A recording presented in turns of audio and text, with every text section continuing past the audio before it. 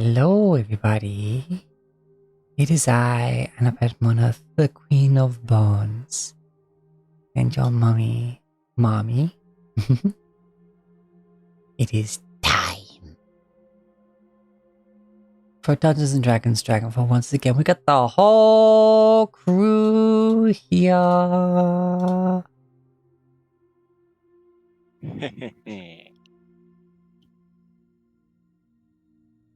Indeed.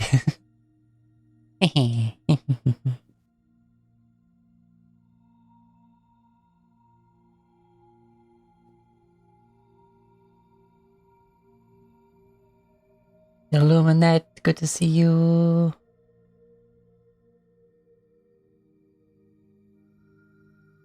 How are we all doing? Doing good. My cat now wants up on the place where I had my food, so my food is moving. Hi. I'm awake. I have coffee. Couldn't be better.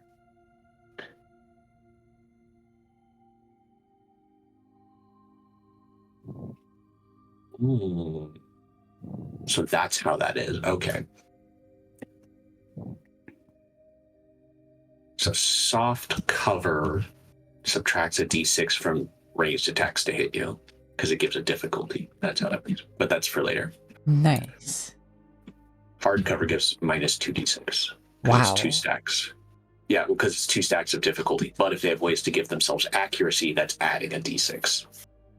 And those will cancel out on a one-to-one shit. basis. So, yeah, anyone who's in 3 squares of me, I'm getting an extra d6 to hit them. Yep. Wow. Anyway, sorry, that was discussion of the Lancer system. So Miles is going to be running it next Friday. Gonna be good. And I do have to wonder if her ability stacks with mine. But probably not. They have to be within a certain distance of honor to gain that extra d6, right? What? I have to double check what everyone's abilities are, but let's focus on D&D for now. Yes. Maxine is a bit eepy today, but she is here and she's adorable. So, who wants to tell us what happened last time?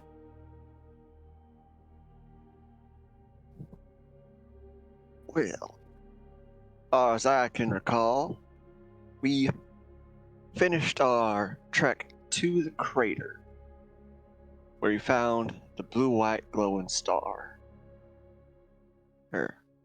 From there, late at the night, we decided to spend a couple extra hours approaching. When we got close enough to it, Rivet just conked out, fell unconscious. We were all worried about whether to bring her back or drag her away or whatnot, wondering how that would affect her. But after a while, she came back to and told us that the person inside was breaking. So we all approached.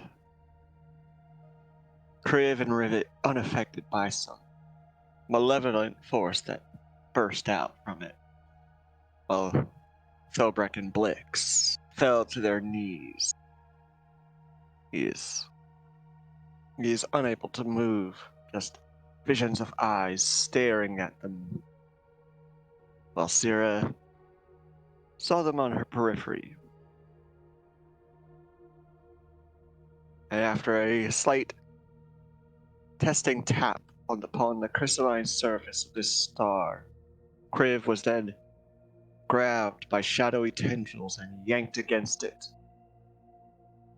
And it was from there that they decided to break open this crystal orb with the clawed hand inside.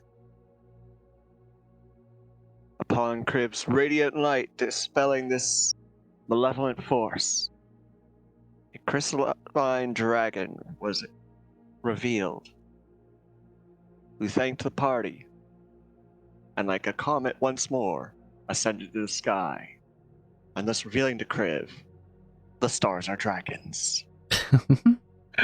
He is completely, utterly convinced of that, and no one can tell him otherwise. They were then approached by the dwarves. Herbs upon the morning, I believe. Yep, the Yes. following morning. Yes, the following morning. Approached by the dwarves, they were invited into the dwarven camp, where they had breakfast, some chatter. I forget exactly what. The air around the Dwarven camp is that you had all witnessed this event together, and therefore, at least for this time, you were brothers and sisters, you were one. Everyone was kind of quiet, basking in the importance and gravity of this event. Such things, mere tales of their ancestors, and share the feeling of awe, I suppose, with you. The only real voices that carried high were those that attempted to form poetry or song about this event. Typically no more than humming, as it would take time to actually force the words into a proper song.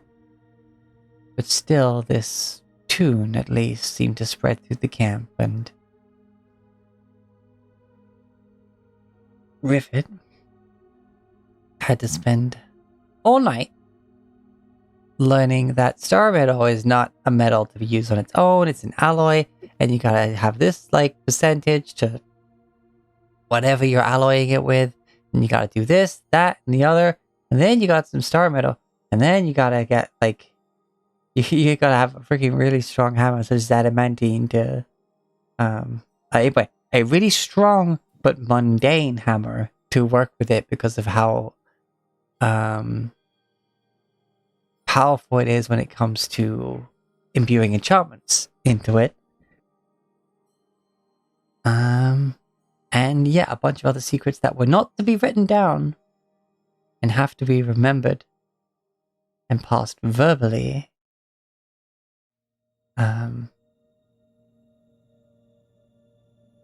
As it has been in tradition.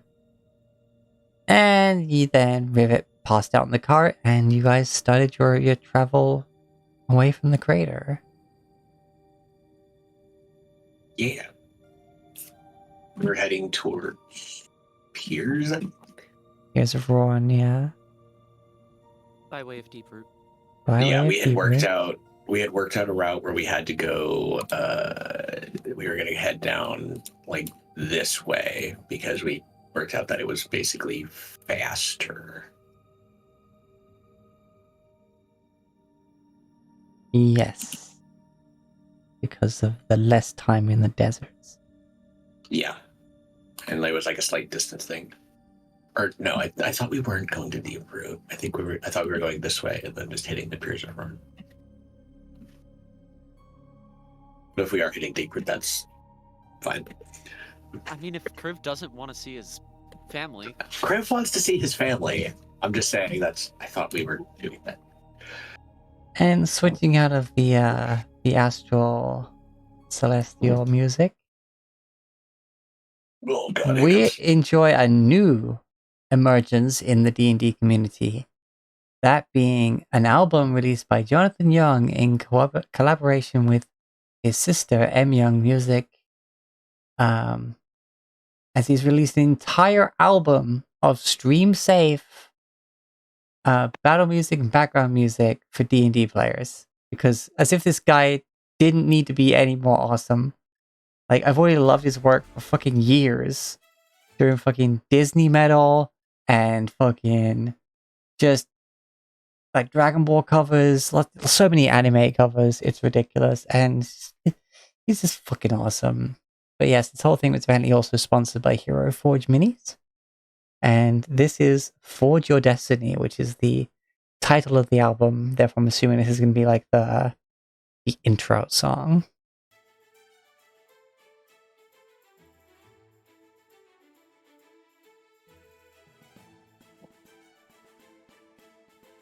Provided YouTube by Villainous Music, apparently.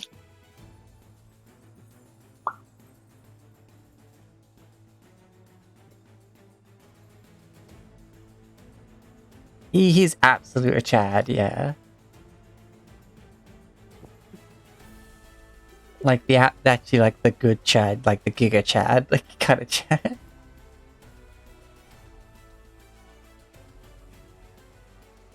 But yes, you venture out from the crater. 1, 2, 3, and you pass by those high walls of the dwarven city you were told about and invited to should you wish to. Music? Hmm? No music link? Wait. Oh yeah, sorry. Sorry, you were kind of quiet. I couldn't hear you over the music. Here you go.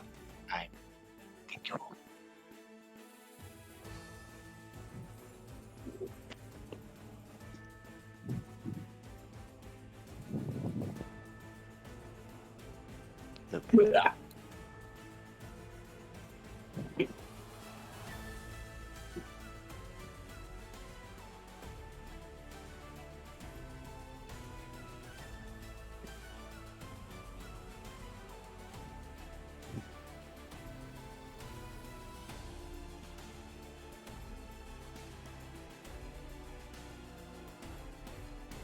Epic.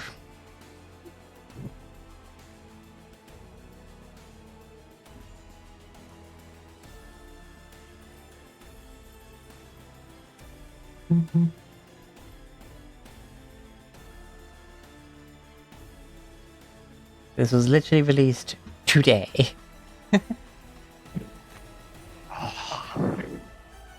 Fresh from the presses. Yes. Of the most epic of bards. Excuse me.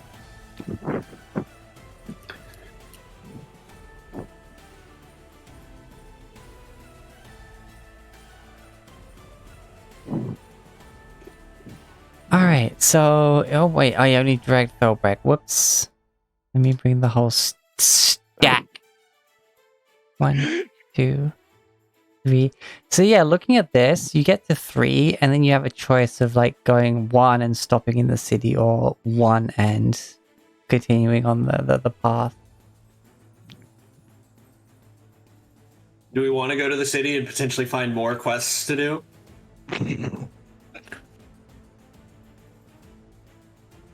Or do we want to go to the city and see if we can find Rivet and Adamantine Hammer so she can work with Star Metal?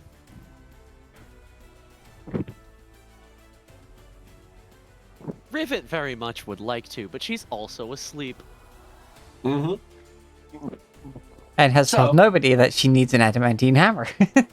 Yep. She hasn't. Therefore, onwards.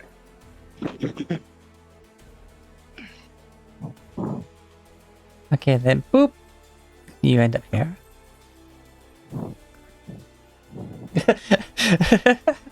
Like you're driving by, right, and you see the city to your right, and you're like, that's some fine dwarven architecture, and you start to turn left away from it, and then suddenly you hear, stop! Have a time. That's really just wakes up.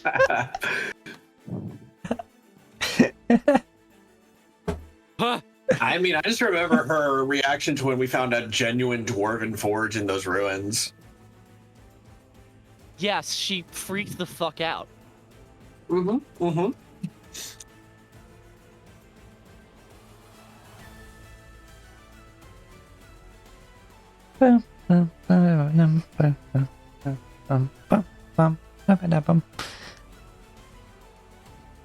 Wait, hold on, this song... Sorry, I just realized that this song actually loops perfectly. I didn't even notice, like, yeah, I put it on loop. And I just haven't noticed the moments that where it's actually doing the loop. Let me actually... It's almost like it was designed for this. Yeah. Because it was. Oh, no, there is a brief fade out, but it's very brief. Bum.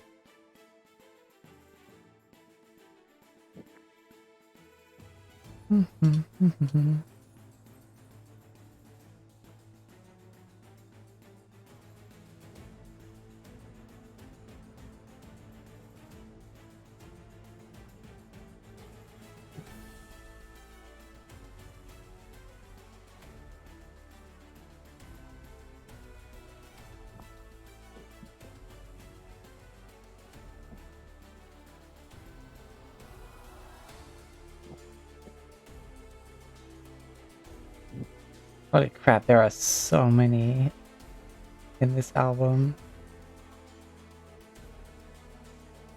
Excuse me.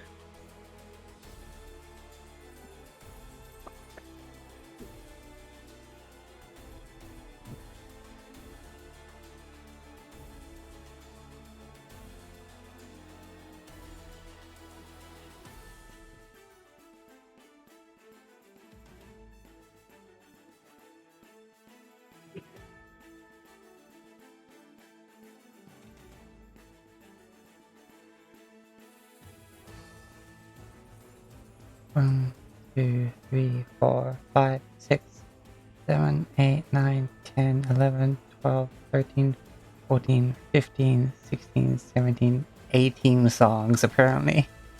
From what I can find. Dang. Yeah. Okay. For the lols, because like we're way past this, but there's a song called "You Have Reached Level 1." I see it. Oh, I get it. It's the main track, but it's way more downplayed. It's just a bit of like violence stuff, rather than the full orchestra.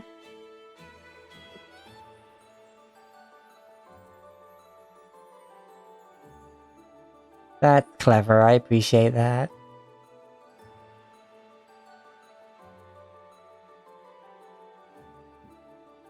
You know what? It's kind of gentle enough to be like just our general overwhelmed music, I think.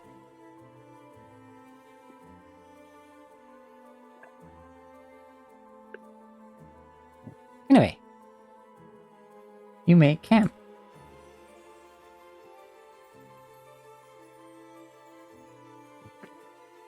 It's at this point that Rivet actually wakes up because of having taken a long rest after the 8 hours of travel.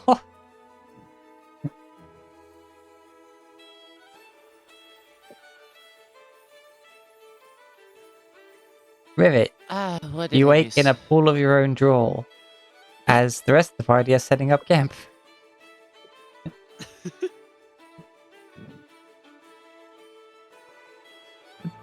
Rivet looks about the camp like Liam, teenager who just got out of bed. Glasses at an angle. Yeah, like fully angled on her face. Like it's just, she just looked up and it woke up and it really looks like it.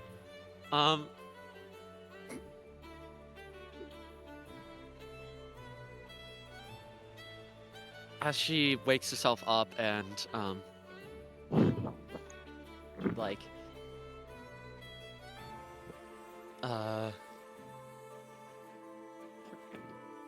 gets ready to be awake for the rest of while the rest of the party is asleep and do some work of her own.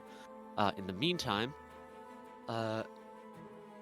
she will find pretty much just whoever's nearest and ask them if did I miss anything? I assume not, because nobody woke me, but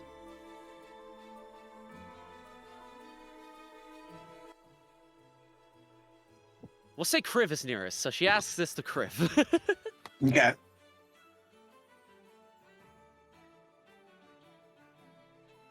She she asked if she missed anything.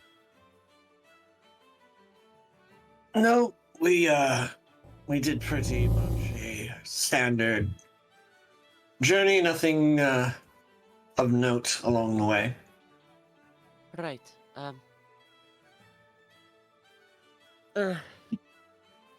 I do need to, in order to work with the metal that I have collected, I am going to need an adamantine hammer.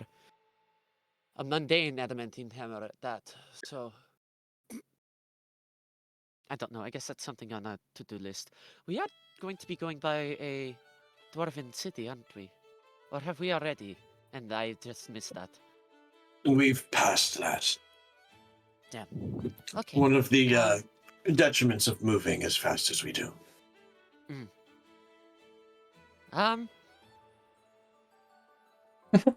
Yeah, people on the Right. walls keeping an eye on the area. They just see this car just be like, deja vu, fucking turning away from. Deja vu. Oh. Okay. If...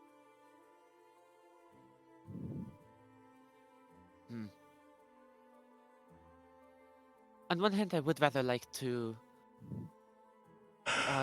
get this going. On the other, I understand if we do not want to double back. I suppose this is a discussion we can have once you are rested. So,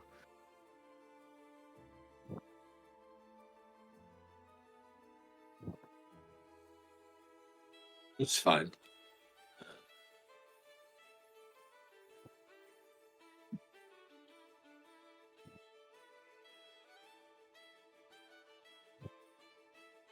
I will let you be now. And yeah. If anybody doesn't want to have to take a watch tonight and just wishes to sleep, Rivet will take a watch instead. But otherwise, she'll work through the rest, pretty much. Well, you still need to sleep to not regain the level of exhaustion that you just slept through the day to get rid of. That is true.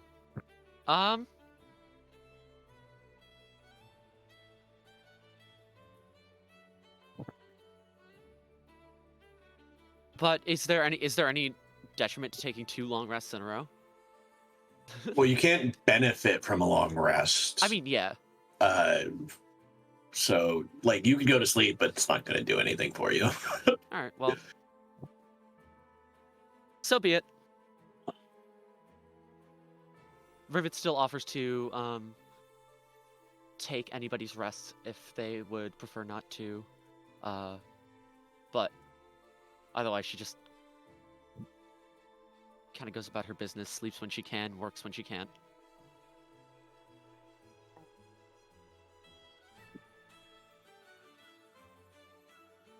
Yeah, I guess that is the case, is that this day's long rest is what you had during the day.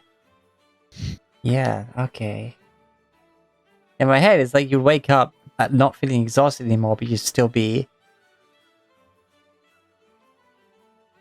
normal tired, I suppose. I don't know.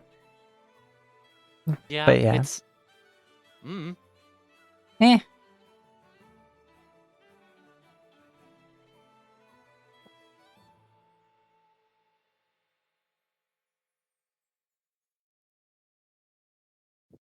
I'd say, yeah, you probably still need to take like a 4-hour like nap to not 4-hour power nap. have your body clock be totally fucked up, I suppose. All right.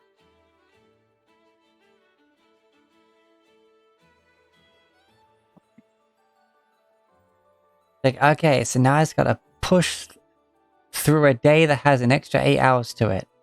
And actually, that sounds like a bad idea. I think I'll just force myself to get a bit more rest.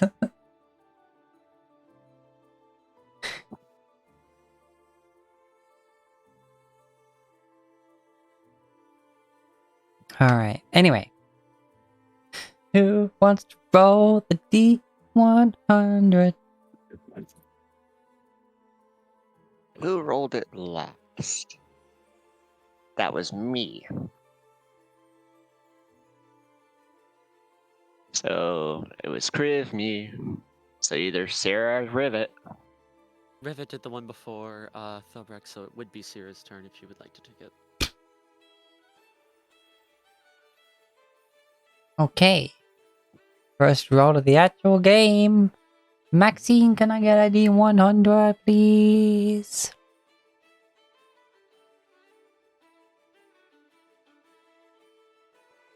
Oh no! Oh, I rolled a 1. no! You know, it's Oh, funny. I think that's right. That's on point with the last rolls we've made. Remember how I mentioned like it would keep going down like that? Mm-hmm.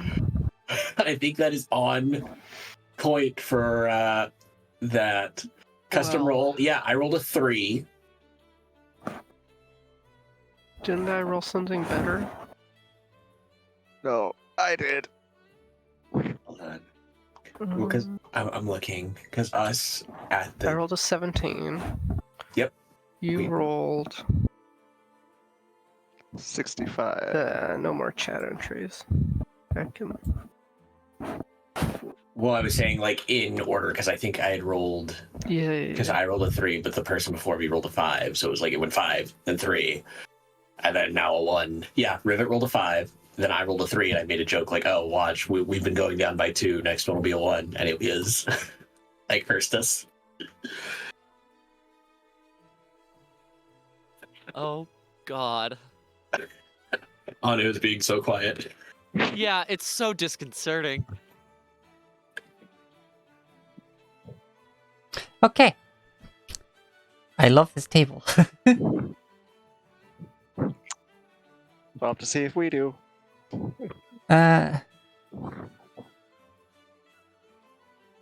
All right, let's get the watch rolls. Who's taking extra nap time? Because Rivet's gonna be up for a bit. Dobrik might. Okay, so therefore it's Rivet, First one. Syrah, Kriv. Yeah.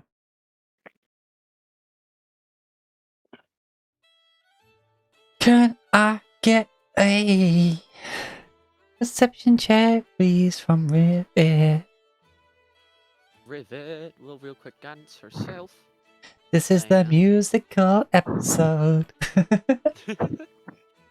17, Plus 19 in total. Oh my god, you are looking out across the rocky plains. And then you see a couple of goats that are just kinda hanging out.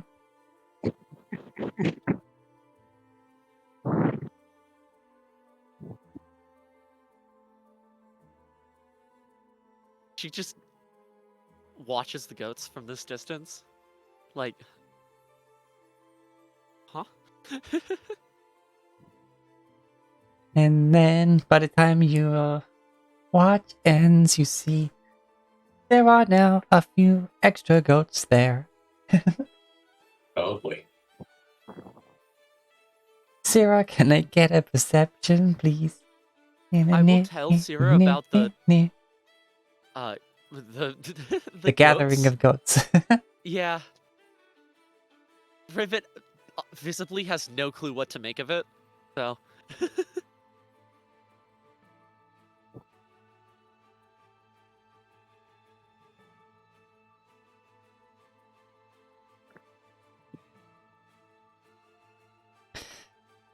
Alright, time for Sarah's watch check, please.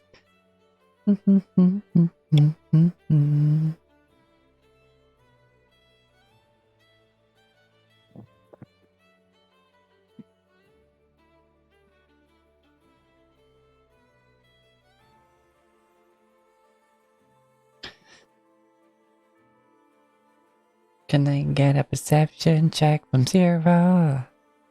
Please.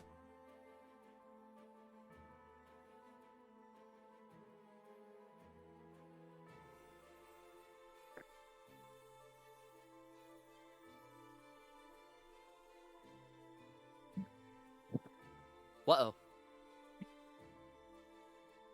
Maxine. I know Maxine's feeling a bit bleh and probably a bit eepy.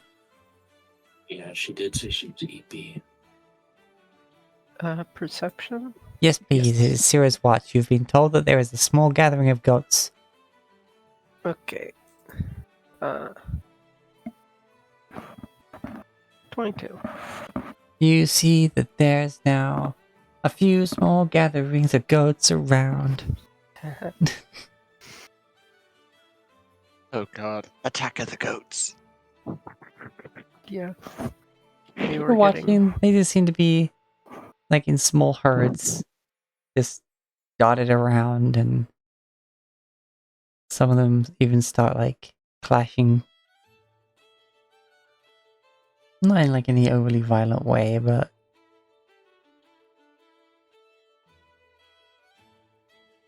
competitive, I suppose.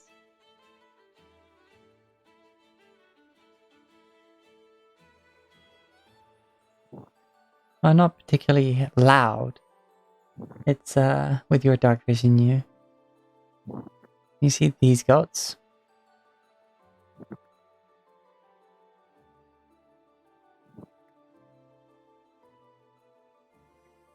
And then it would be Griff's morning watch. Yep. Give me my snapshot chat. Does Syrah inform her brother of the gathering number of goats?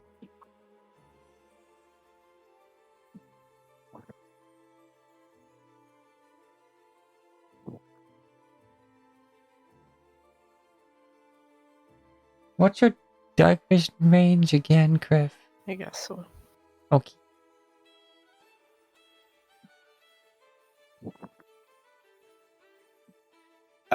I don't have dark vision. Though Sierra tends to give me dark vision. Her 300-foot dark vision at the start of a turn. Okay. Yeah, you see those goats. Okay. It's quite a lot of goats. Concerned. Just this, like, in this big open spot of the southeast from you.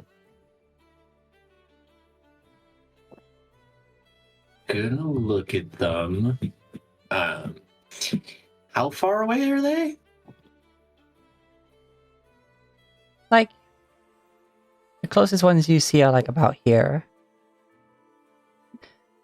Which is like... It's such like a wide open plain that you can see them pretty far off. Like, you know, they're within your 300-foot dark vision. Okay. Just staring at that, just like... And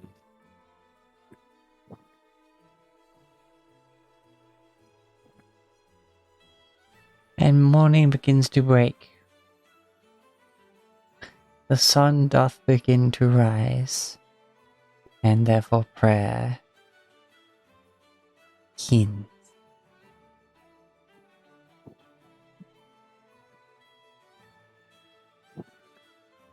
By the time you finish your prayer, you open up to the sun's glory, and notice that beyond the range of your dark vision are a few 100,000 goats. I'm sorry, how many fucking goats? That's a lot of goats. I immediately will wake the party and be like, we have a problem. River's like, what do you mean we have what the fuck? What the fuck? Maybe there's one of those baggies that's like the rat one, but this is the goat one. Okay. Thorbert's gonna sit and, if he can, spend 10 minutes ritual casting Speak with Animals.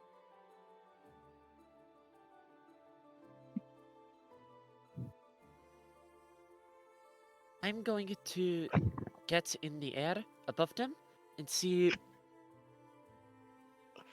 what the fuck is happening. and she climbs on the back of Sephir and then will command it to take off so she can get a better eye on it. On just what the fuck is happening. You know what you see? What? You see goats.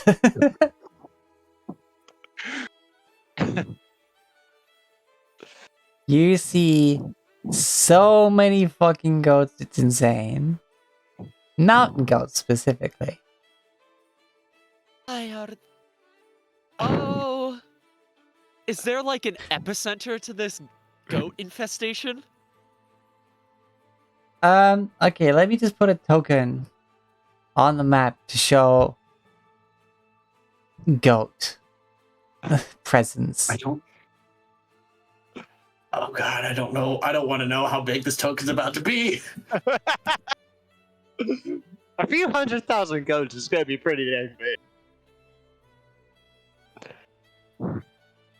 You 100,000 goats. I can't believe Anu. I can't believe we just rolled 1 cubic mile of goat. Talk about the greatest of all time. Holy shit! Luckily, I can speak with animals. Just give me 10 minutes. Take your time. Something tells me they're not going anywhere. I guess. Yeah.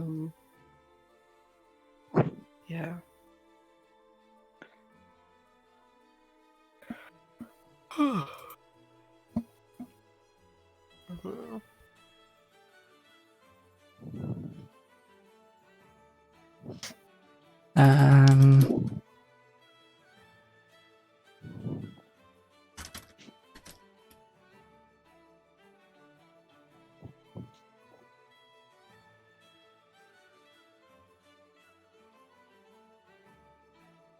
It is your fault for being in boopable distance.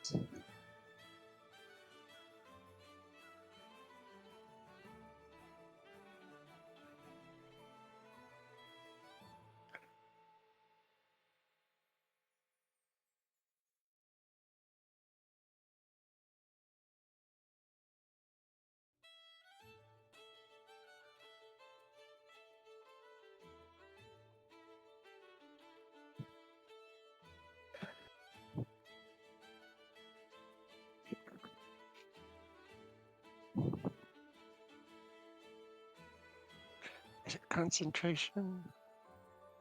Speak with animals, I think, is wrong. Nope, it's not. Beast. Oh my freaking Jesus! Okay. Is it substantially better?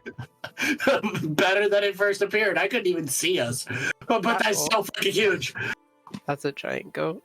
That's a huge goat. goats. Wait, That's a huge pack of goats. And they're kind of blocking our way. I guess. Yeah. Because okay, so you notice though from up high, if you want to make an actual perception check. Poor thing. Guidance in myself again. Why didn't that roll? And also if you want, maybe wait, hold on, let me see your roll Okay. first. 10. Hold on. Wait, we're not. You okay. see goats. 12. Okay, flash of genius for 17. 17. You see a lot of goats. Yeah. And you Oh, notice no, not 17, 18. I forgot I have +6 now. well, they also you see a lot of goats that appear to be heading like they've taken like a break now. But it looks like they were headed in your direction. You can make a nature roll if you want to try and comprehend the goats. Yeah, I would like to make a comprehend goat check. Yes, comprehend goat. That is. I mean, also Thorbeck, you have cast your spell, and you can try and approach the goats to also understand the situation. Yeah, like While Rivet's Hey, up there staring at goats. So you just, she's like a good 80 feet up at this point, and you can just see that she's slack-jawed, staring at the goats. Hey friends, anyone tell me what's going on with y'all? Why y'all here?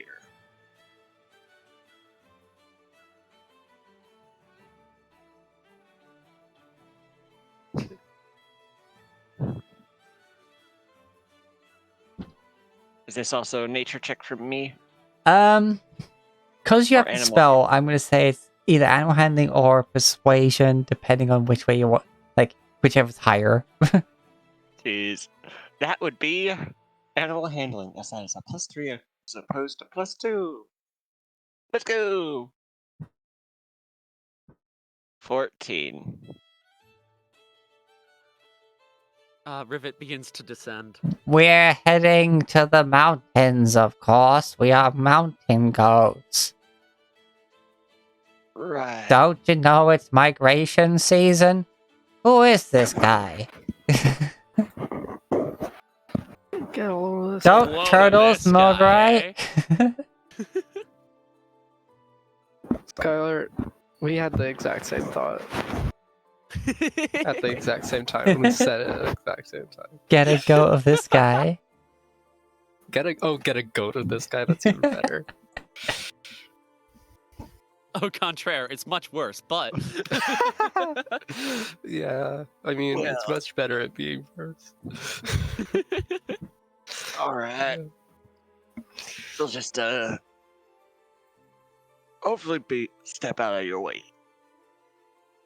Don't you rush. We'll be grazing here for the day before we keep moving. I think they mean babbing. They're not cows.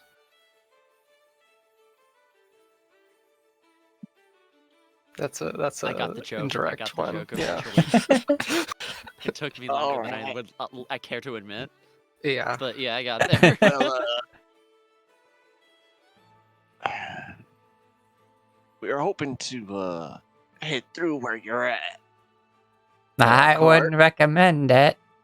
I'm one of the more sociable goats around here. Alright. We're stuck here for the day. Got it. Well, that's fine, I guess. You always could try and goat around us. Oh my god. My God. Anu, you're menace.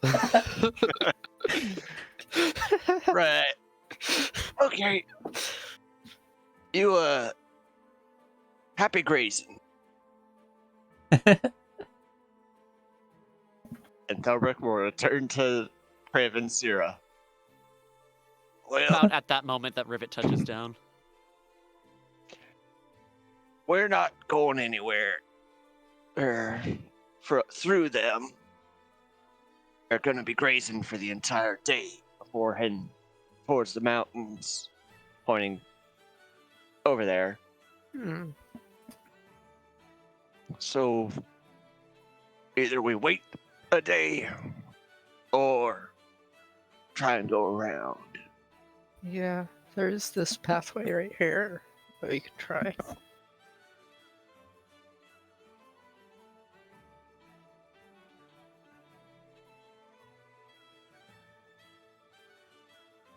Particularly these auspicious type, but I mentioned to Kriv just before we went to bed last night that I'm going to need an adamantine hammer in order to work with the star metal. This seems as good an excuse as any to give a quick check on that city. Since we're not going to be able to make very excellent progress anyway. Although, I don't want to hold this up any longer than is necessary, so if we want to just keep going, I am more than okay with it. Well, even if we wait till morning, they'll still have to take time to move through our path. So, half a day's travel from here to the city. should afford them enough time to get out of our way.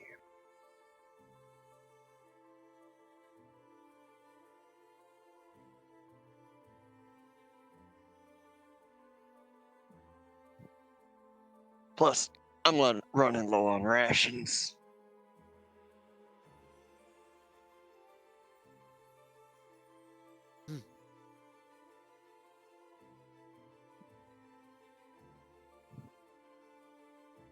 I'm fine with if we're running low on supplies, it is probably best that we go handle that.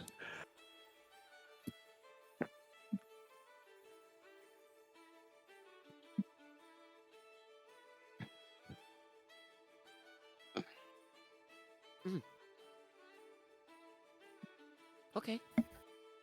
So I guess we're waiting this one out. Yep.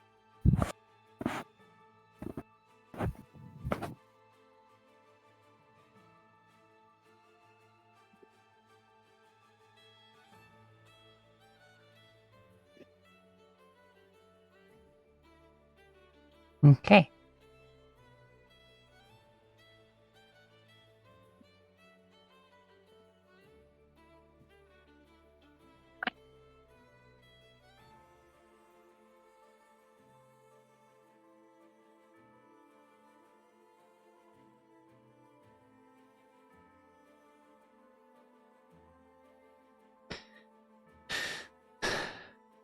Okay. Wait, waiting it or going back? Okay. Goating back to the city. Oh my god. Yeah. The goat will be with you always. X, I can and will kill you. Yes, you do know where I live, so there is that. I will stop. Your sniper cannot hide from the bombardments I will bring upon it. Mhm. Alright.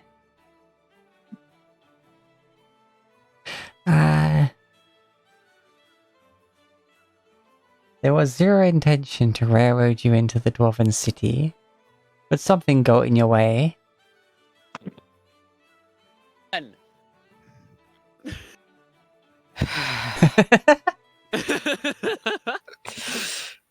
Gonna be that day. Mwah.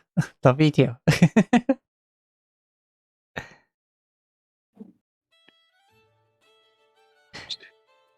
I'm never one to complain about puns, but this is goating ridiculous. Yeah.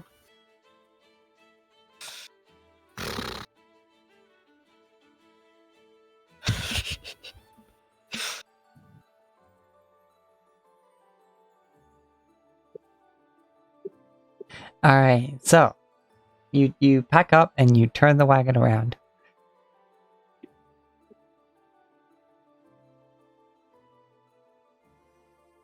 And you start heading back towards the Dwarven City. And gazing into that path that could have got you around the goats, you notice more goats. Oh no. Goat times 2. Gods. Oh. Maybe there's Goats goats 2 all electric around here. bagaloo. Bagaloo, yeah. Just a small That's not amount of funny. You goats. just sound so sick of my shit. I mean, I deserve it.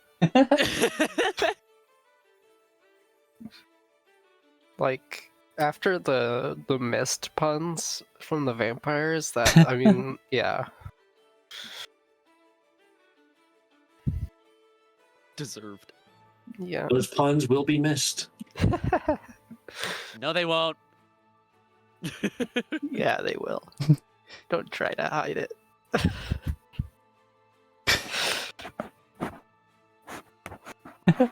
So you try to take this path down here, but then suddenly, long goat.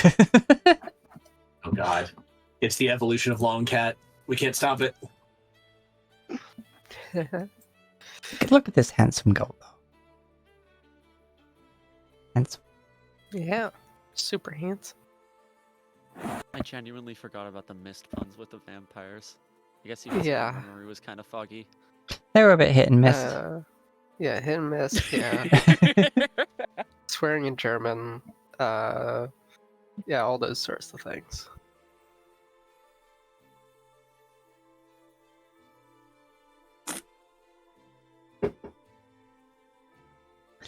Okay.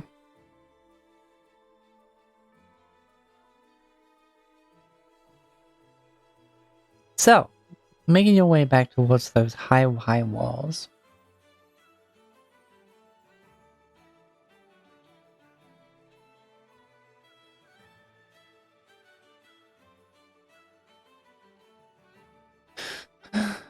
Um.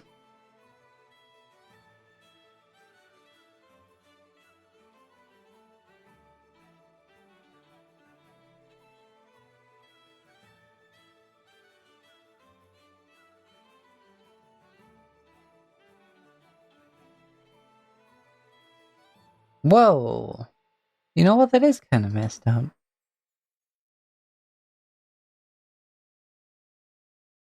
I'm sorry. Sorry, I was just like, wait a minute, that is kind of messed up. It's the fact that you like message, like there's nothing about like people being able to try and save against hearing you talk in their mind, and how you could really just fuck with people with it.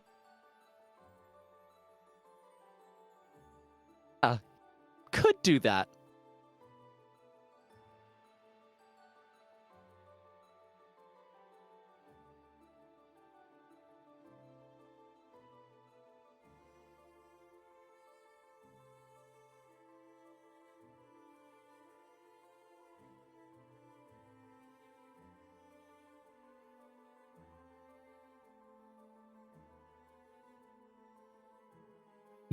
Where is the map scale on this again? I can't remember like what the actual distance was per hex.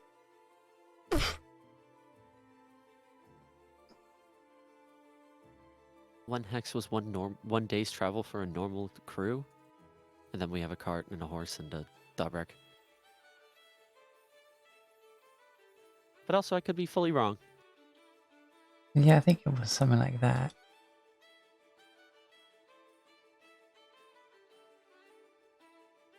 And they finagled that a bit, just about to keep things moving with the crater not having you have to wait days for those dwarves to get to you. Like, uh,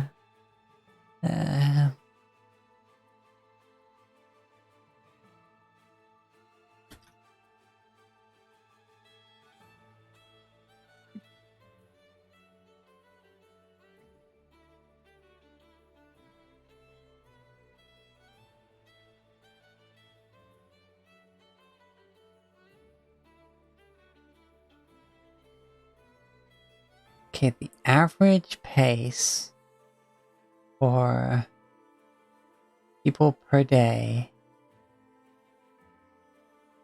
is 24 miles.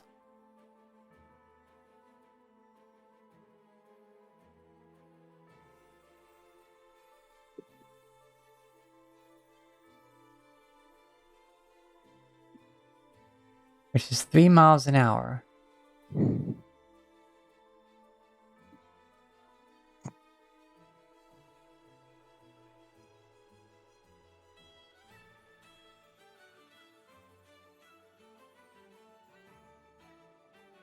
So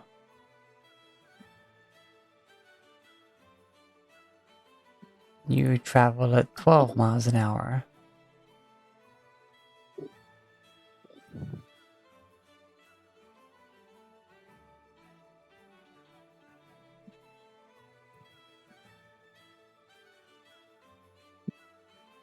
Which for a steady traveling pace is quite fast.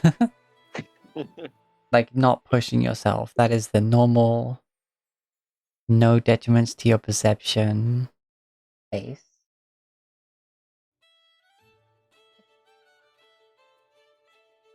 And Go for a because you brisk walk in the can, park at 12 miles an hour. yeah. Which means Okay.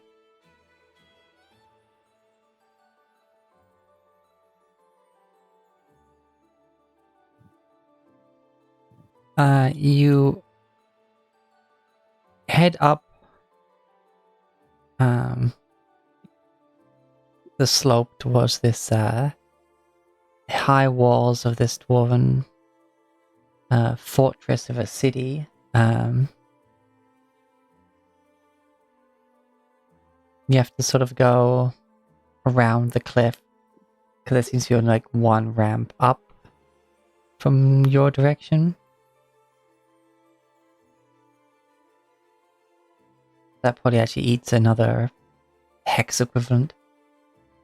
And you start coming up to the gates, which are closed.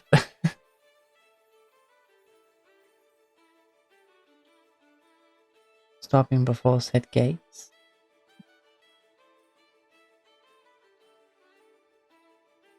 It is not long before you hear, "Who goes there?"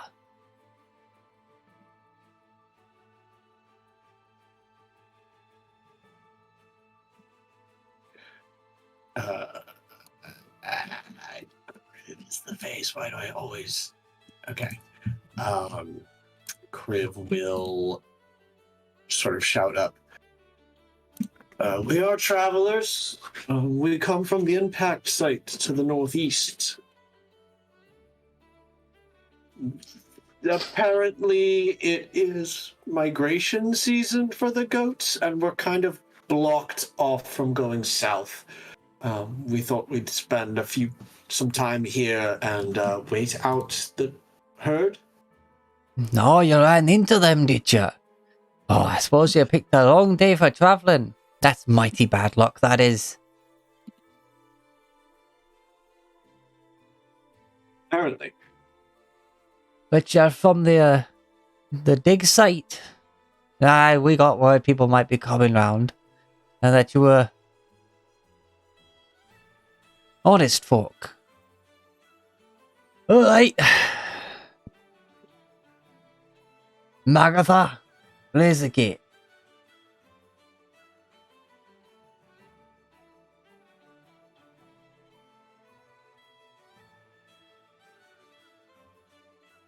And there's this, you hear this heavy cog sounds as a even mighty chain begins to open and raise this gate up into the very wall above it, from the looks of things. And you are allowed to pass into the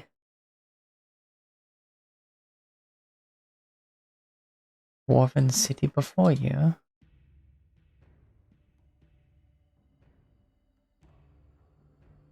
I have no map for this, but let's get the music. Let's get Dwarven City from Butterfly.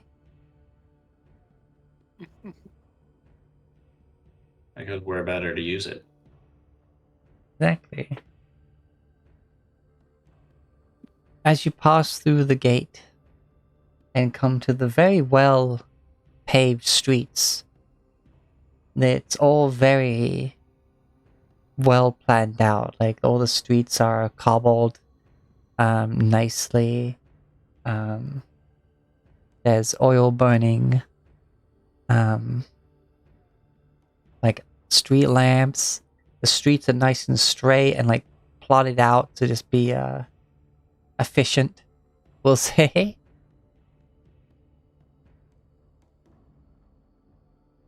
Yet there's of course that dwarven pride to all of it. Stonework is perfect, but some of it is gilded in appropriate places to show off those visage, the visage, well, multiple visages. I guess visages is an outward of their dwarven ancestors and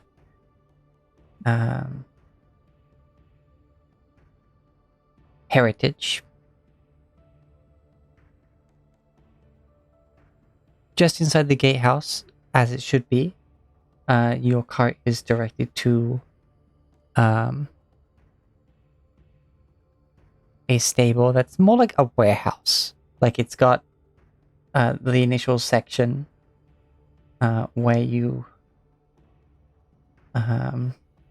where there are the horses, and then at the back they have spots to literally like allocate parking spaces for efficiently storing wagons. You see, it's relatively empty right now as you manage that. You can imagine that the mining deployment required a good few wagons. There's a guy watching you come in, and he's looking at his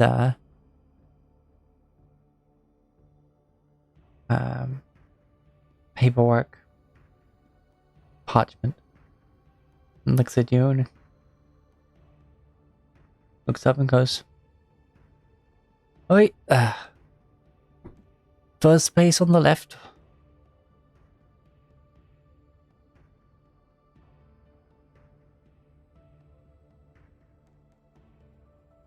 If I'm right in asking, how long do you plan on staying in the city? Looks at the others. Mostly we're just waiting out the migration. So I don't know how long that will take. Well, if they're in your path right now, then we'll say day and a half. That sounds reasonable. You see him make a little note.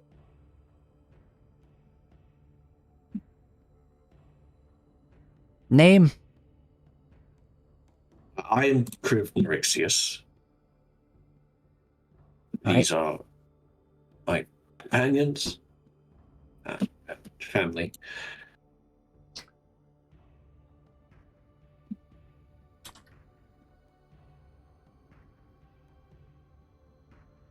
This is Sira Nerexius.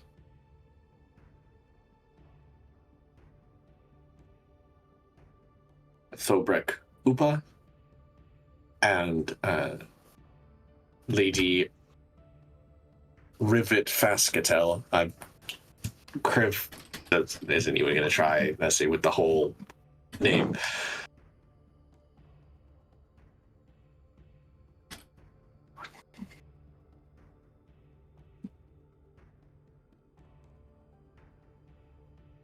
And Blix. Yep, sorry. And this is Blix Fascatel.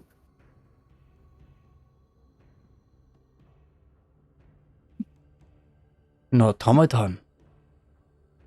Yes, they are.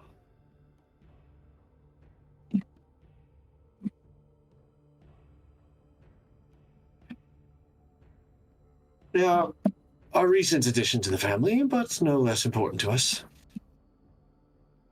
I am beyond my programming. I am, as the name was given.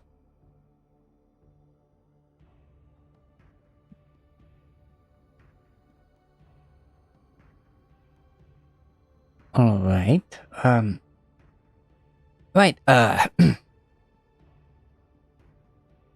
All public establishments up on the surface will be open to you. But entry into the city proper below will,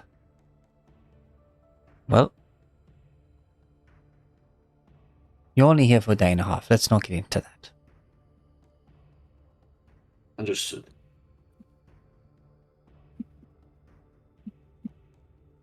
But a residency pass would be required, which, given you are merely travelers,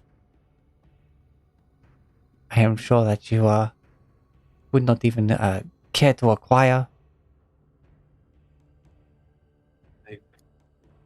Don't believe so for myself. Sort of like side glances towards Rivet. Part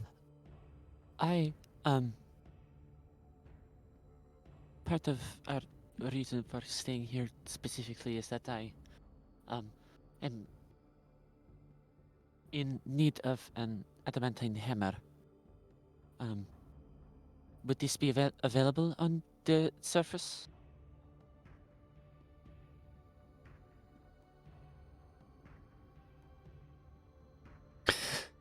Aye.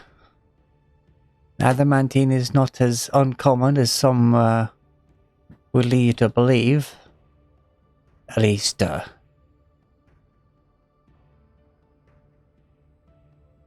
not when you're a dwarf. I'm sure you'll find some for sale at the forge. Okay. And, most of all, welcome to Vogelhorn.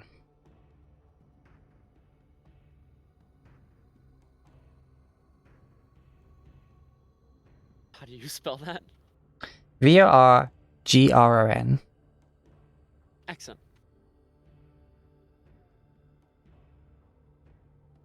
But it's just got that very hard dwarven, not accent, but enunciation on the second half of it. Vogelhorn.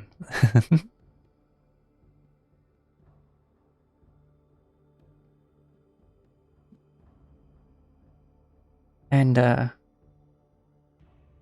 you just like kind of like you see him kind of like sign it, and tuck it under his arm, and he heads to one of the empty stable bays, and he'd open that. It's like, yes, you can stay here. Thank you. And Kriv will move Soldat into, like, unhooking from the cart and all that stuff. Yeah. And you see a couple of other dwarves come over and basically roll your wagon back into the space, because like reversing with horses is not exactly a thing. Yeah.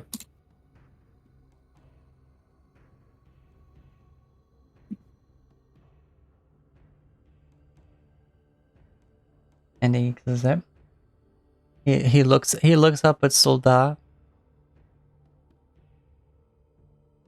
and you see him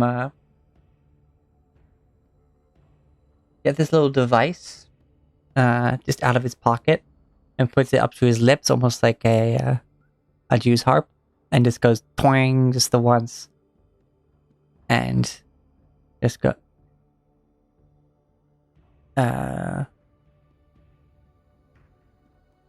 But Soldat doesn't speak normal animal language, right? Like, would speak with animals work on Soldat? Hold on, let me check the spell that summons him.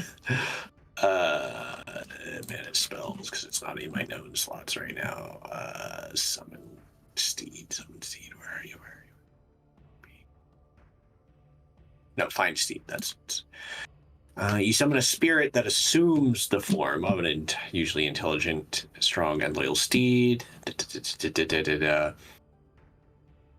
is a celestial instead of its normal type, so it's not even an animal. It's a celestial technically, and it gains the ability to understand. So it knows celestial. That's it. Okay, so I don't. Soldat doesn't know what this person just said to them. Yeah, and speak with animals specifically only allows you to communicate with beasts. Yep. He's a celestial.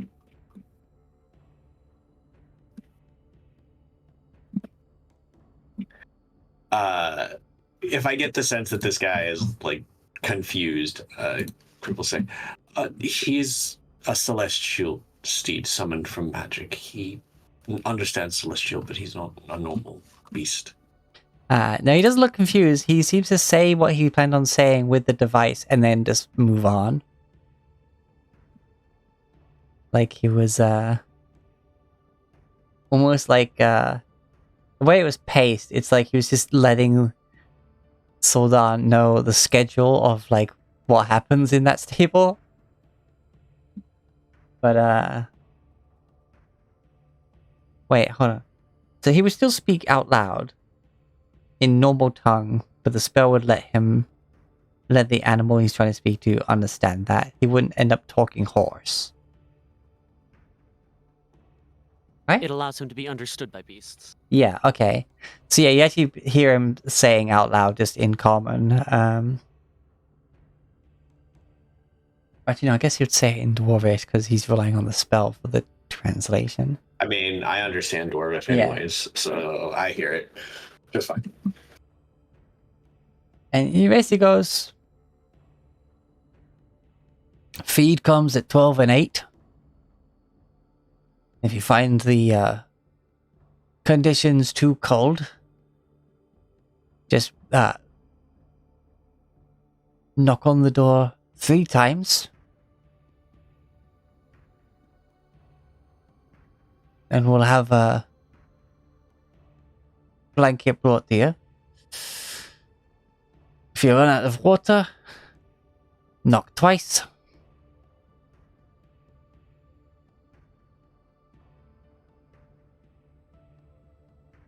That is all. And then this turns and walks off. Kriv will mentally, via his telepathy, translate for what the guy just told I in animal speak.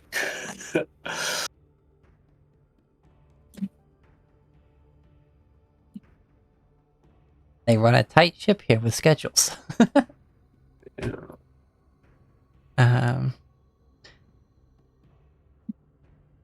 But now dismounted and walking out in these streets, it is fine work. It is cobbled streets, but it's almost like completely flat. Like the cobbles are just so perfectly cut, like,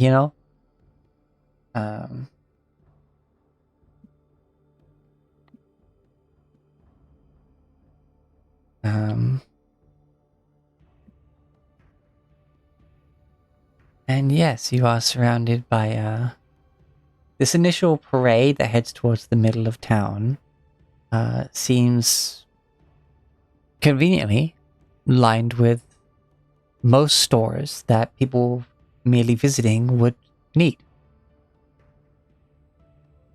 At the center of the town is a large statue of a number of dwarves, who, according to the plaque, being able to read it in Dwarvish, are the founders of the city of Voglon.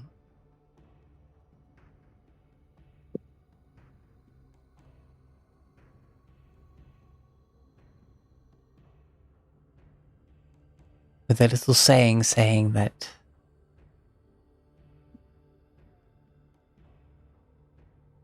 stone may be sundered, but with it we will build. We will build empires that will spawn. Not spawn. Blah blah blah. We will build empires that stand the test of time. Sweet.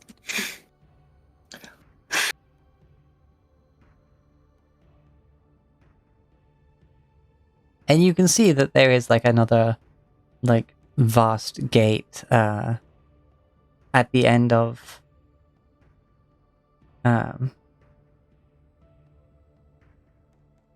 basically, if you turn left from the central point, you'd see this slowly declining street into this gate that clearly heads underground.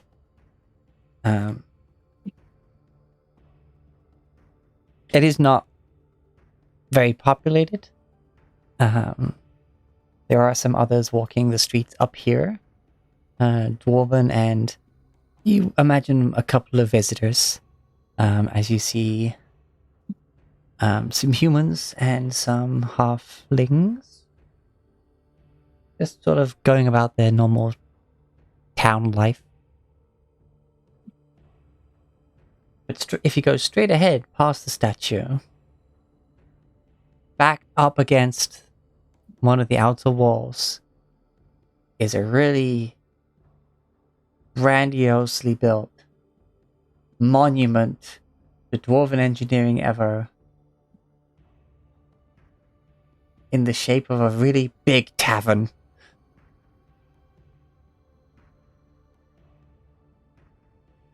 But, to the right, you'll see there's like a bit of like the above ground industry stuff where you'd like see the forge and the stone cutters and stuff like that.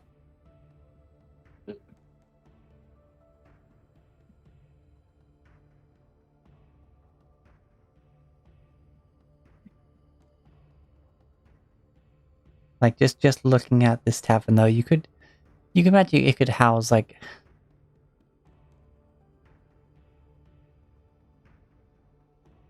50, 60 guests. And that's just looking at it from the outside. Like it looks like it was built just to house any no visitors.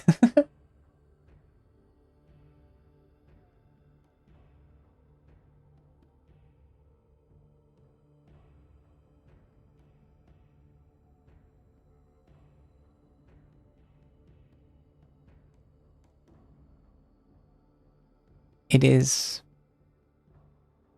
with the extra having to go around, 3-ish in the afternoon.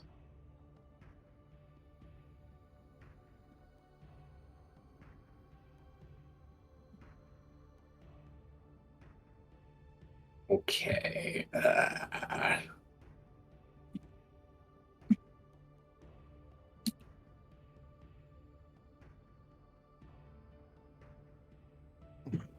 Looks at Rivet. I suppose we should see if we can find that hammer you're looking for.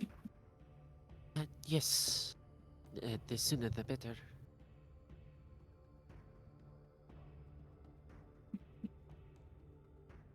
Well then, you seem to usually be able to find these sorts of things. Sure. And Rivet will begin to search for the. Well, the person at the gate mentioned the forge, so that's where she's going. Mm-hmm. Obred be following.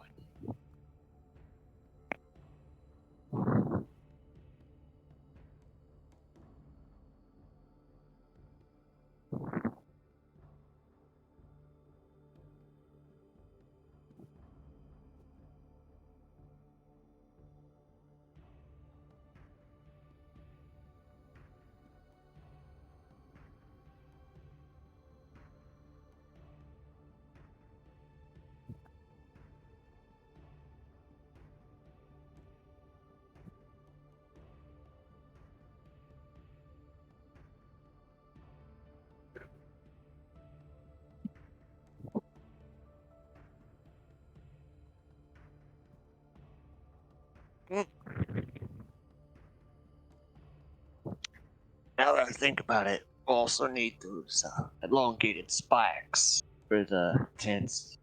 We've got to replace the rusty ones. I suppose they're good to have, since we have bags of holding. Not that if we ever find ourselves in the desert again. We are going to be going through it again.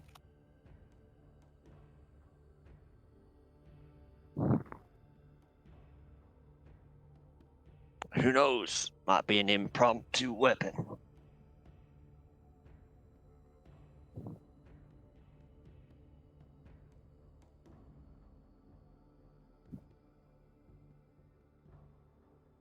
Okay.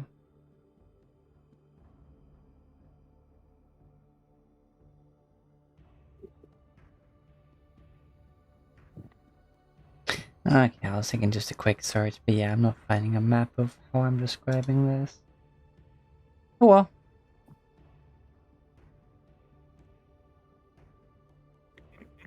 Yeah, it's a relatively small town. About the size of a relatively large fortress.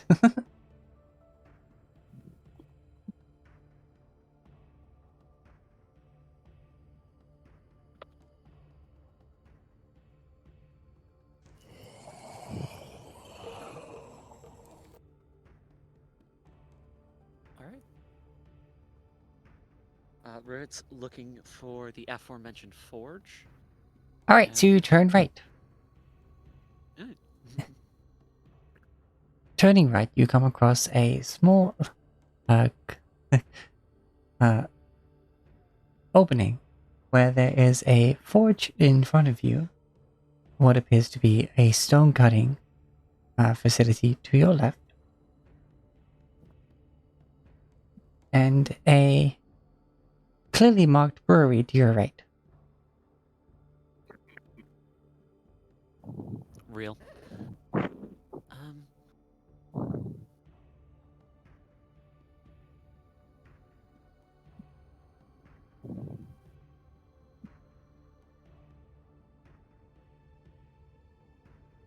Wow, brain. Hello? Wow, brain is not a recognized command. Use Yeah, help right? if you need to learn the game's right? controls. I fully just had a brain fart. Yeah, completely I forgot what just we're threw you doing. back to Parsec, that's why. Yeah. Before you could point and click, you had to Parsec and hope. Mm-hmm.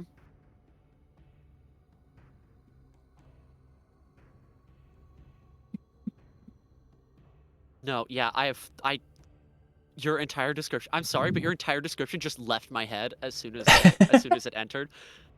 We go again? To the end of that Smooth street. brain Yep. Heading to the end of that Ooh. street, there is a smithy / forge directly at the end of the road. To the right is a brewery. To the left seems to be a stonecutter.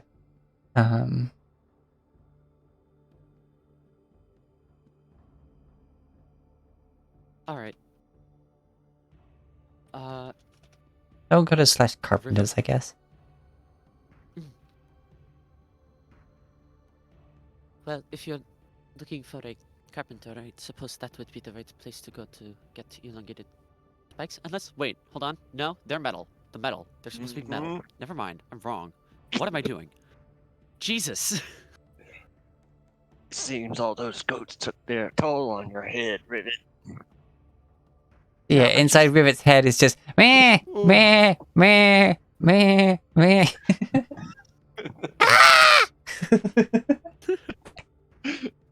What the hell is going on with me? River goes to the forge.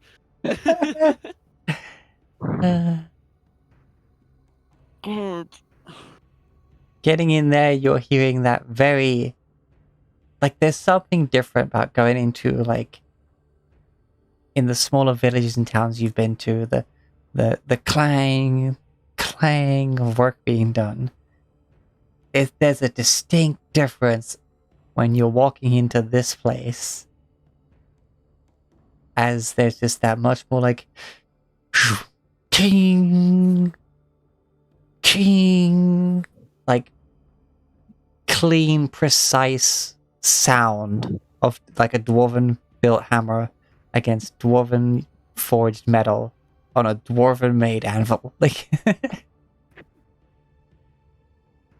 crisp even.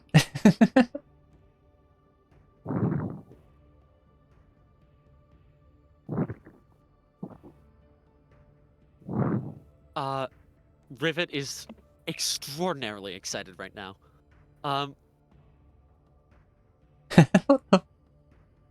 Okay.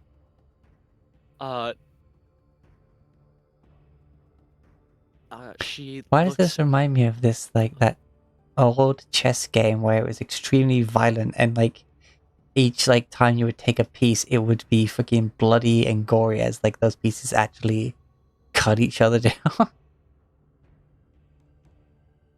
It was called Battle Chess. Anyway, you were saying? I googled violent chess and I found it, so yeah.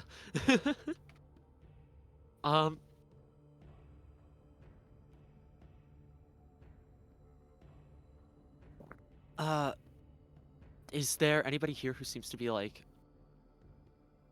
I don't know, intended to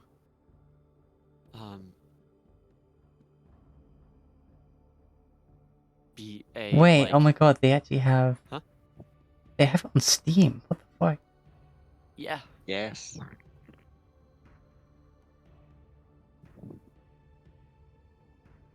That's interesting. Anyway, carrying on. Uh,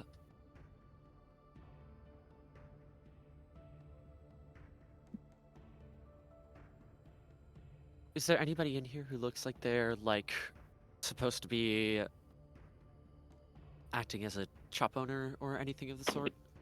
Yes, actually, front and center as you come in the door is this like it's a semicircle, but it's not like that the perfect just sweep.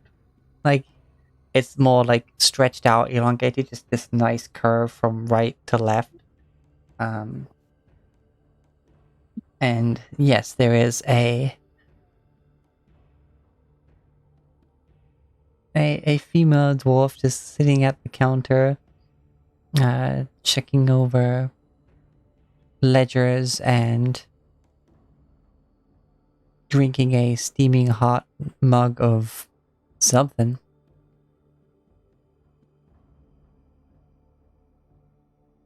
But upon seeing you enter, they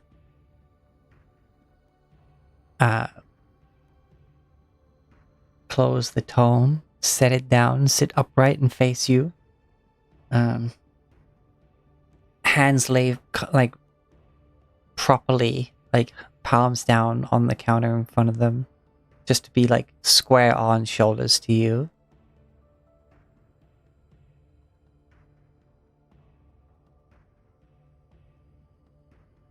Alrighty. Fine evening to you. Welcome to the... No? No, go. It's fine. Rivet will shut up.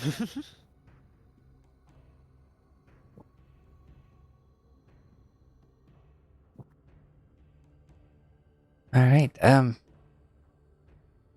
welcome to the Vorgon Forge and Smith.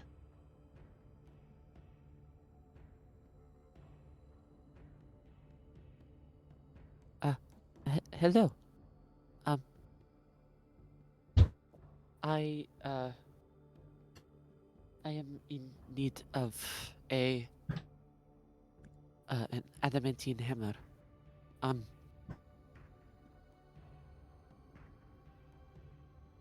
Is there one available, or?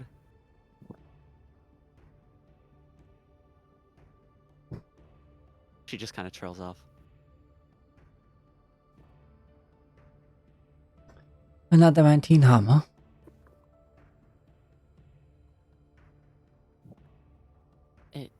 Yes. For smithing or combat? For smithing. They pause a moment, look you over. Slight curl to the right side of their mouth.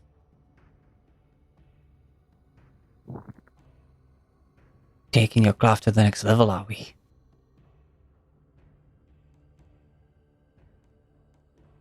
Yes, indeed. Well,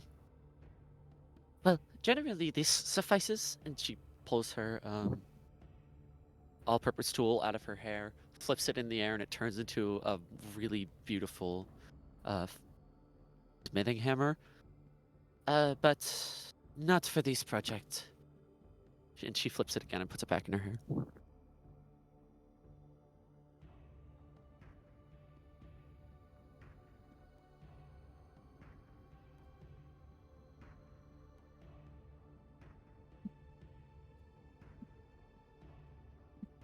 Ah.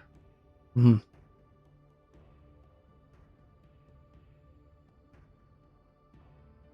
It's not the most wise to be using tools with magic already imbued with them when forging, unless you plan on putting a similar enchantment to what's on them when you're done.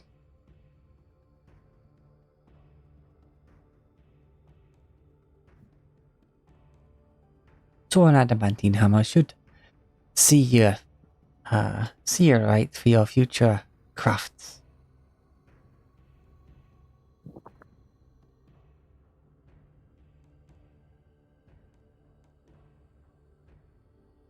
Okay.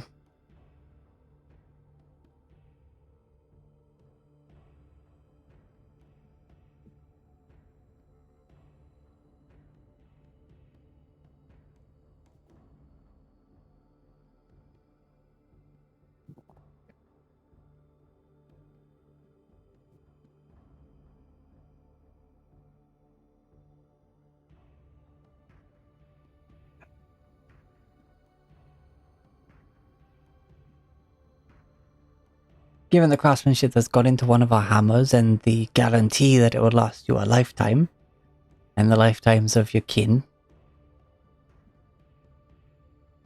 one adamantine hammer forged right here in Vogron will cost you 500 gold pieces.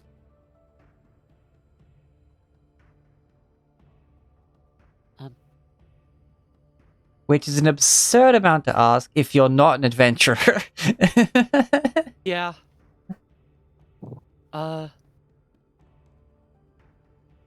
Like, that is an investment if you're just a day-to-day smith. Like, Uh-huh.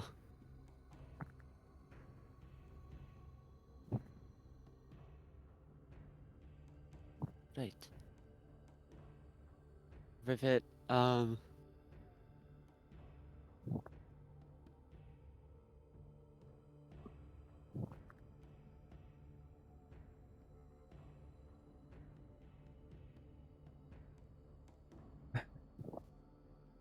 second.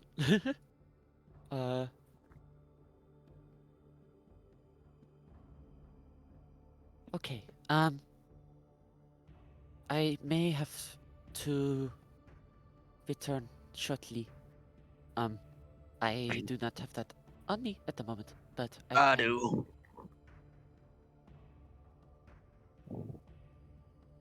Don't break. You do not have to. It is okay. I have You've taught me a lot about smithing. And Thorberg will pay the 500 for the hammer.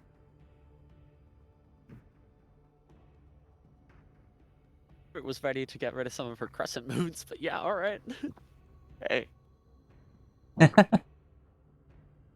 all right, they quickly count it up, like very practiced. Like, you put it down there, and they very quickly like stack it up in tens and just bump bump bump bump bump bump bump. Okay.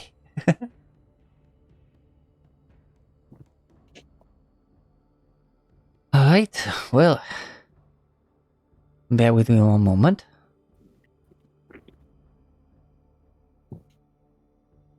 I have no idea what those crescent moons are. Because I don't think Thorberg was there for those. It's an ancient currency. I figured if there's anywhere that it would be... Well, it would either be here or it would be Gold Shield, but Rivet wanted to hold on to it for as much of it for as long as possible. But she has 3,000 gold pieces worth of platinum on her, and that's just the platinum. Not even including its historical value. Yeah. Because as far as you knew there, it's a made-up currency from a made-up people. Yeah. But there it is. And then it was like a fairy tale currency, and then she found some. I think she found some in the house as well. I think it was just in there, which is wild. Was it in the house? I'm pretty sure she just found it in the basement. But I also could be misremembering, because I was really out of it that day, so my notes that day were not great. I mean, fair enough. But yes, soon enough they come back.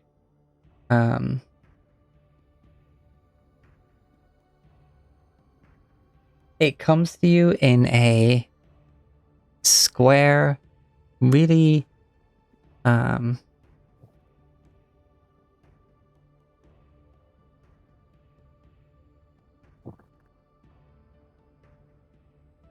just like a finely made leather pouch that houses it beautifully. The leather is this like deep, almost reddish brown. It has gold inlay of like the you can probably tell it's probably the mark of the Smith's family that made it.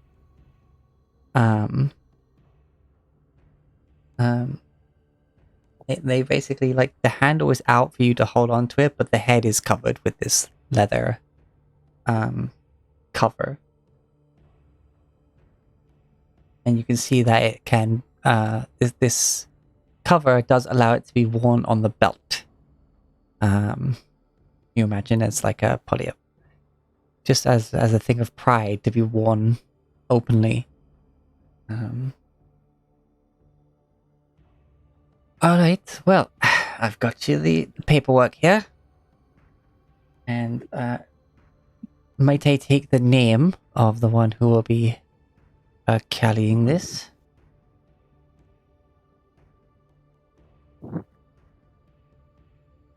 Rivet smirks.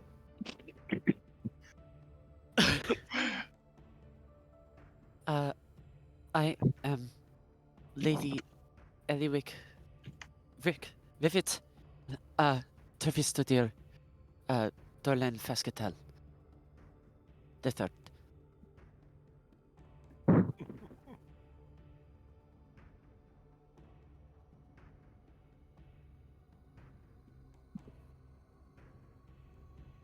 And you see them crack open this really old-looking tome and write your name down.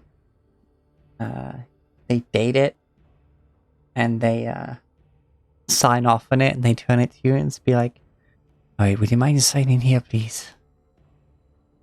And it seems to be like just a record of who they've sold these to. Yes. And Rivet. Rivet's signature is 3 whole lines of scrawled writing. None of it is intelligible. That's but she fine. signs it. Alright. Thank you very much. Hold on. If some page and they go back.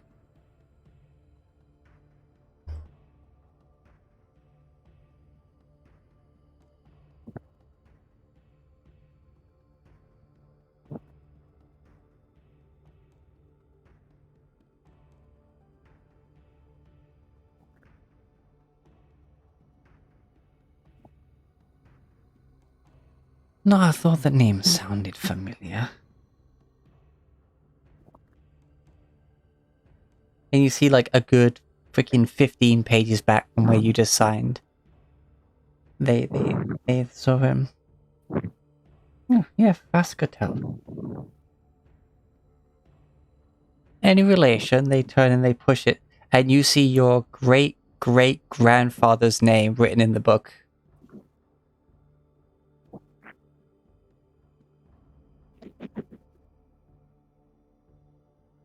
Rivet falls silent, slack-jawed.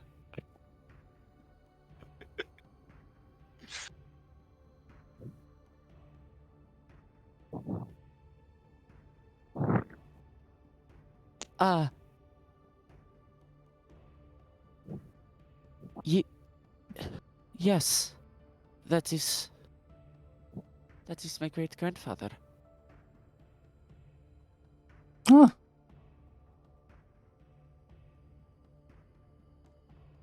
Well,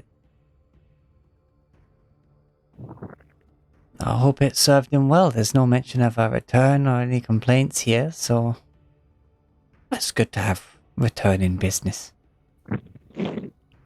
Of course, the stone up here is relatively new since the scorching and everything, but well, no. Yeah. It's very interesting reading through this. I mean, seeing some hundreds, if not thousands of year-old names. Well, here is your certificate of authenticity, which also includes the guarantee that should this hammer break, whether it be in your hands or your children's or your children's children's, then you are free to bring it back to get a replacement and a formal apology from the current head of whatever house forged that hammer.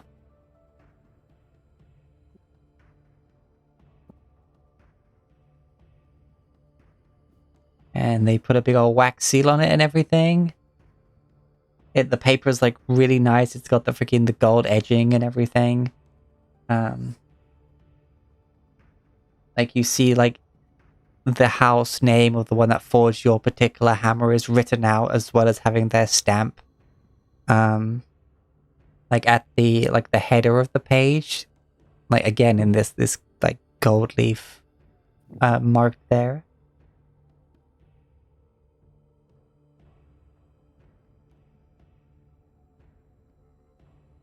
Rivet is still in stunned silence.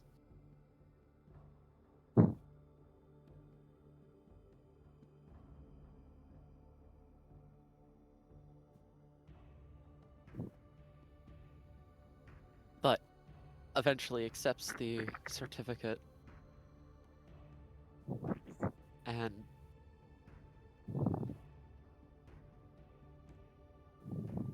Now closes the tome.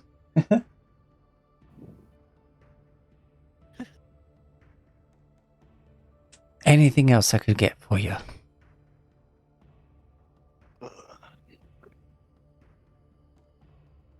You see him reach over and grab this pipe and have a bit of a smoke. so check information. Those spikes. They take a drink of whatever it is.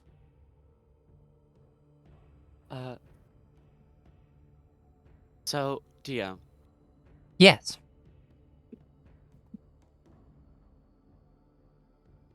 Rivet needs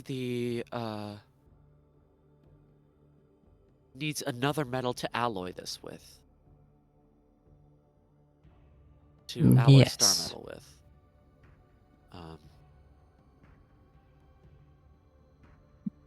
Would she be able to do that while the party is in motion?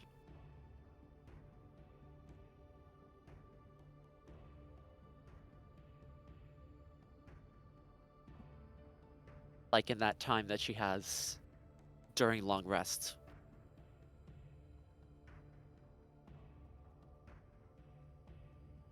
With Or your would she need to do mobile that smithing here? kit? Yeah. Yeah, no, you'd need an actual forge. Okay. Knowing what she knows now, does she have the time to request the use of a proper alloying forge before the goats are likely to pass, or is that a type of thing we're gonna have to put off for another time?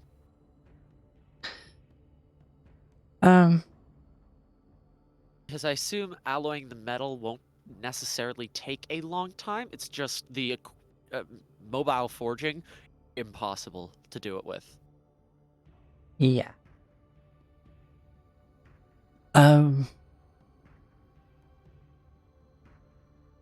Use of the facilities for your own forging and smithing needs are upon authorization only. But out of curiosity, what metals are you trying to forge together? That was my next question. Rivet is aware that the most common is steel.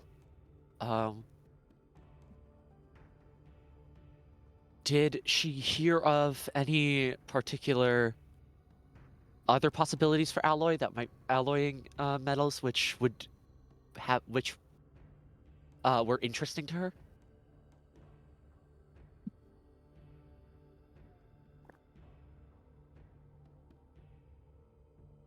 That she also thinks she could probably get her hands on?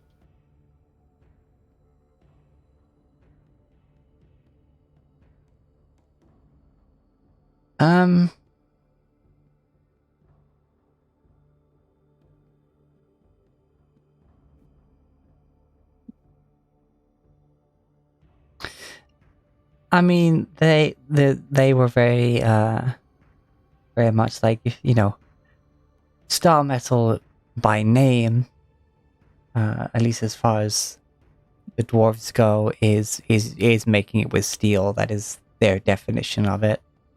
You would imagine it would probably be downright blasphemous to like make a star mithril, like. And adamantine just it itself doesn't work well with others. Okay. Out of the major ones, as you can imagine, just from your own thoughts, and you know the casual conversation during your tutelage, is that stuff like black iron would probably just nullify like the effects on both sides and end up just with a completely mundane material. The most expensive mundane material. Yeah. Um, The smithing equivalent of having a full golden suit of armor. yep. All right then. I am in the possession of some. Well, I'm in the possession of some star metal, and I would like to process it into proper alloy with steel. Her mouth is slightly open with the pipe like drooping slightly. And her hand comes up and takes the pipe and... Oh, you do now? Where might you have gotten that from? I was in the well, we were in the vicinity of the star when it fell, and we actually got to it before the dwarfs, the rest of your people did, and I was yes, we were informed that some travelers may be coming from that way. I suppose that's you. yes.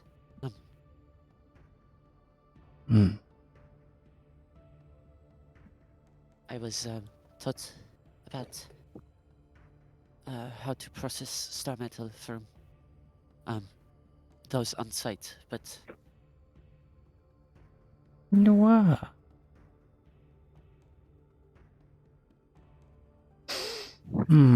She I do not have rubbed the her chin facilities.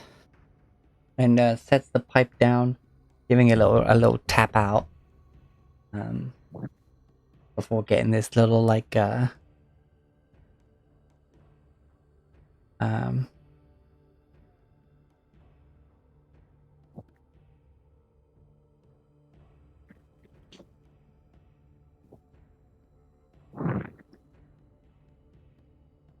pestle almost. And basically just like grinds out the middle of it just to get it fully snuffed out and tap out excess tobacco.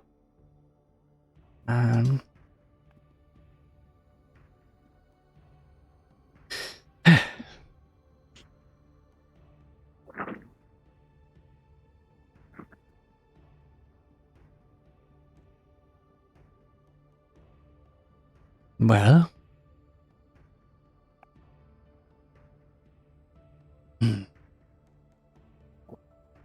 they take their mug and they take a big sip.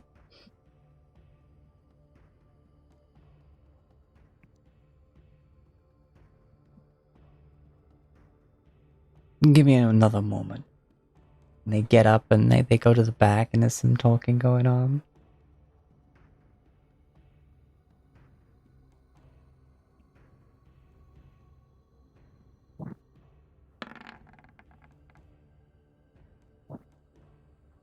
Eventually they come back, and as well as beside her is what appears to be one of the smiths working there.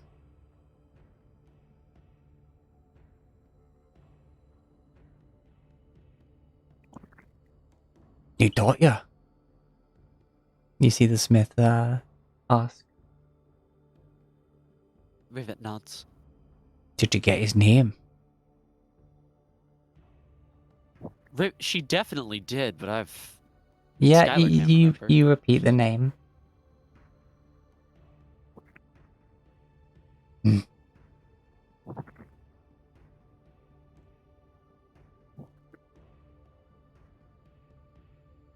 Well then. You better come inside. We wouldn't want anyone unworthy watching the process, possibly learning it from you.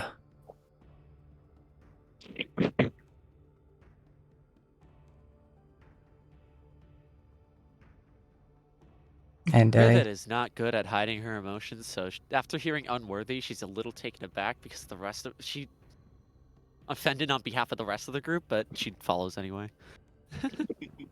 I mean, you don't get the sense you're referring to your party, more so anyone at any other Forge location.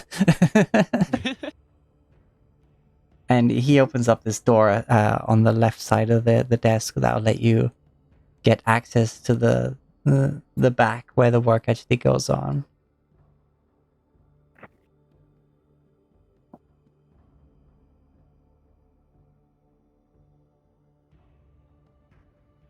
And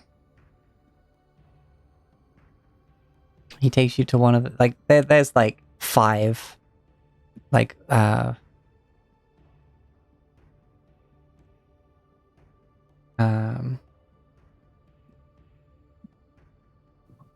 like fully set up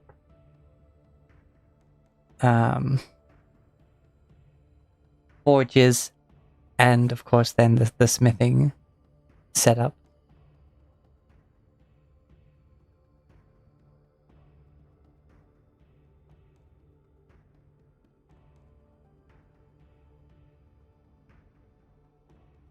And you see this guy walk up to 2 of the other smiths that are currently working. And he has a quick word with them. And then he sort of just goes and stands near one of the empty forges. And waits for a bit. You see the smiths take another like 15 minutes or so, finishing up whatever they're currently working on, making sure they're happy, not rushing their work. But once they're done with it, they put their tools down, give a nod to the smith you were speaking to, and they leave. They do not know the secrets. Not yet.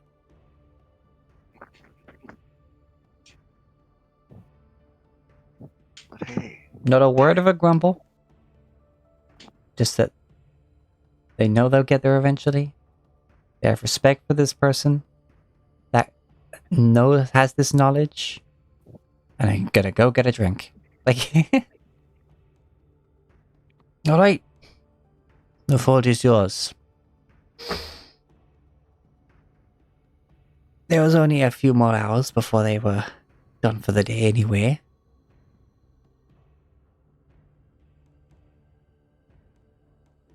I'll make sure you're not disturbed. And he just goes and pretty much goes to the door where you came in. And pulls out a book, cracks it open, and so just sort of keeps watch almost. And you are left in a fully maintained, fully functional, up-to-date dwarven forge. It nods her thanks to the smith who showed her in. During Head this up, time, shoulders back, freaks out quietly. during this time, back at the front desk, it is our break time, but the person at the front desk goes, "Well, I imagine they're going to be in there until they're done. So unless I can get you else anything, do let me know. Or it might be best to meet them in the tavern later."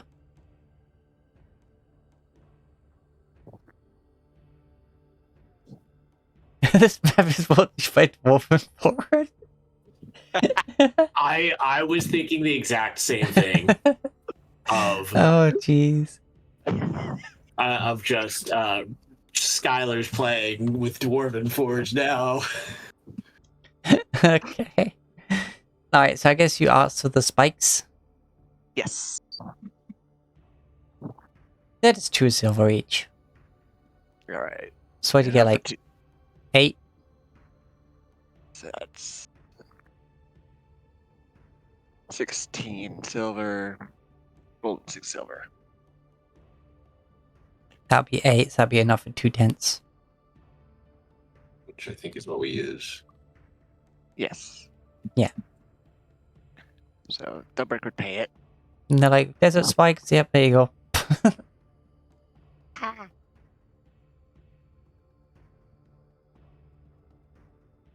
Right. Anything else? A place to refill our rations. Ah. That'll be on Main Street. Between the gate and the middle of town. The general store there will have that sort of thing. Think you kind there. Thank you for your business. I'm going to add spikes to my backpack. And that's where we're going to take our break before we move on to any other shopping. It's going to be a 10-minute break. I just hope that people are having a good time and that do some self-care before we get back. And yeah, everyone watching, got any questions, fire them away in the chat. I will get to them when I get back. And yeah, see you in 10.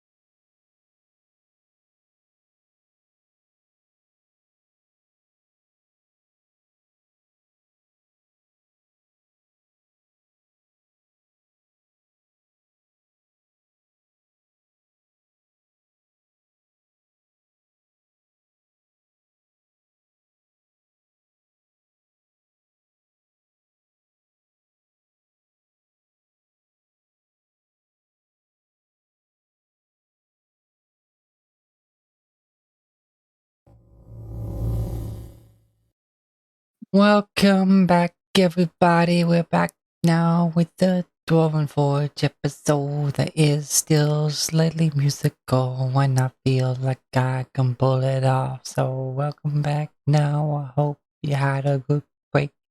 Banana, banana, banana, banana, ba.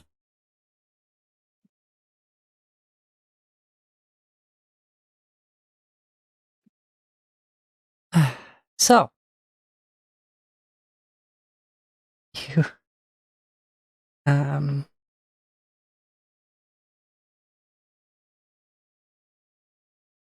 you're being given directions to the general store where you can top up on rations.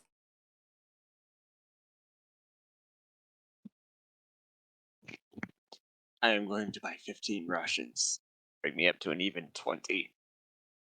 Okay, you do so. They are heavy, hearty dwarven rations.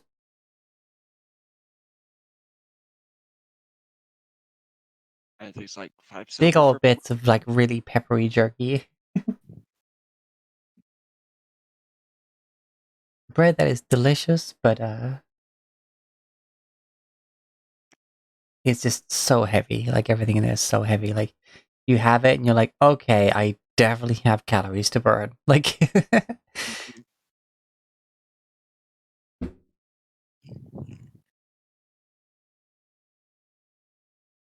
hey, Rivet. Would you mind giving me a smithing tools check?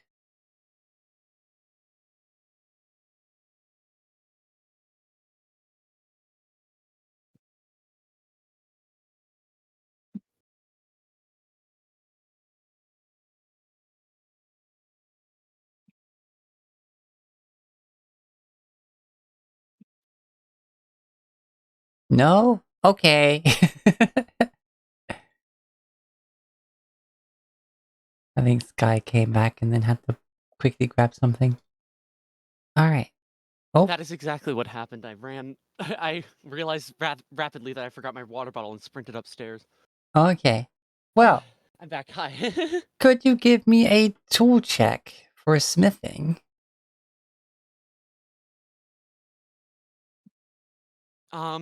Tool check with what?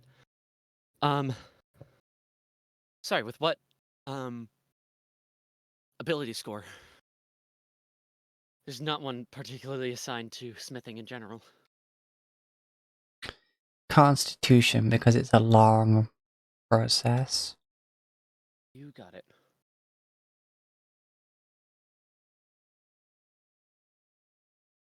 And you gotta now be roll hardy like a dwarf. Guidance.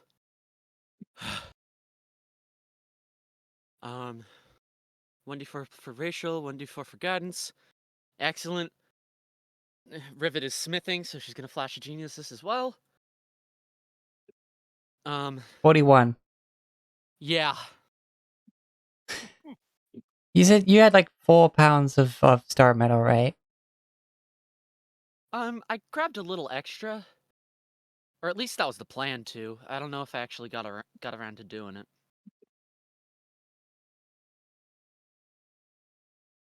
Well, But given the ratio that you were given, well, I guess technically you had 4 pounds of meteorite ore. yeah. And now you have 40 pounds of star metal. Excellent. Because yes, it was like a 1 part meteorite to freaking 9 parts other metal to make the star metal. So, you know, you freaking get your iron, you get your source of carbon, which would be like nickel or something, and basically put that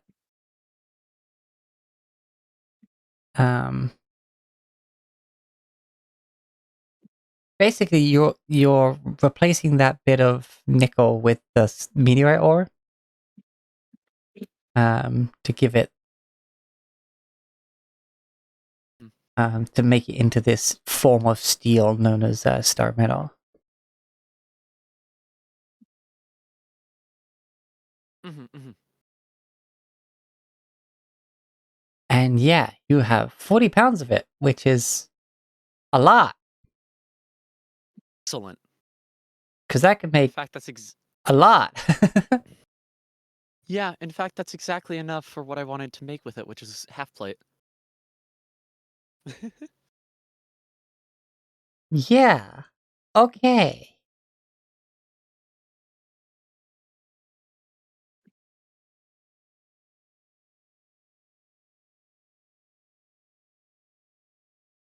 Okay. Which is also why I wanted to grab just a little bit more so that I would have extra metal left over to work and tinker with, so I'd have experience with it, or to turn into like I don't know, a ring. That'd be cool. Okay.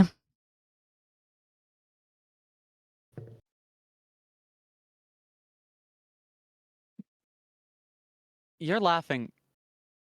Why are you laughing? I rolled a percentile to see like if you did get more. You got a 99. Okay.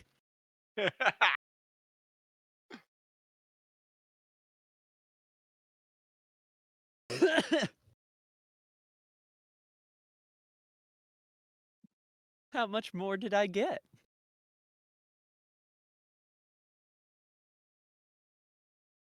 You know, I was using that as an actual percentile of a bit more than what you have. Oh my god. So I'm going to draw the line here and say that you didn't get double the amount when trying to get just a bit more.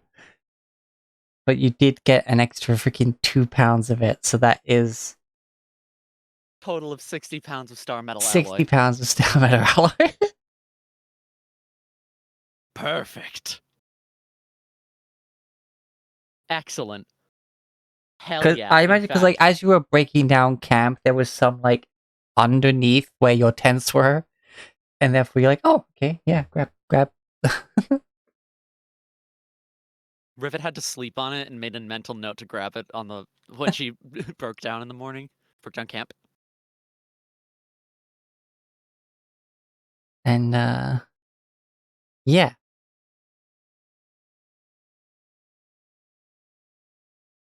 Incredible. 60 pounds of fucking star metal. Hell yes. However, does anybody else want any? how freaking long does it take to make half plate? Ooh, good question.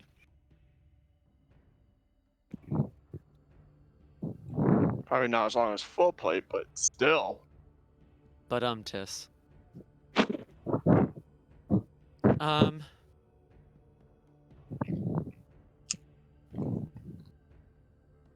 30 days, so 15 for Rivet? Huh. 15 times 8 hours, which is 200 hours. Assuming that we don't. Assuming that we do not stop at any point.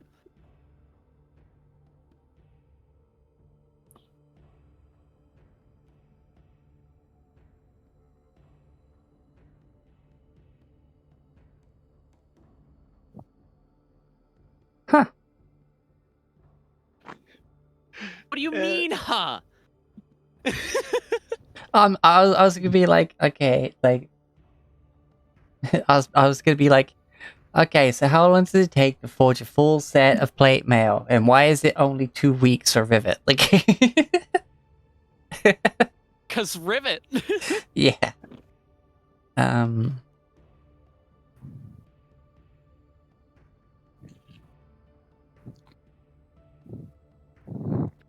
But you don't really have 2 weeks to just throw away on it.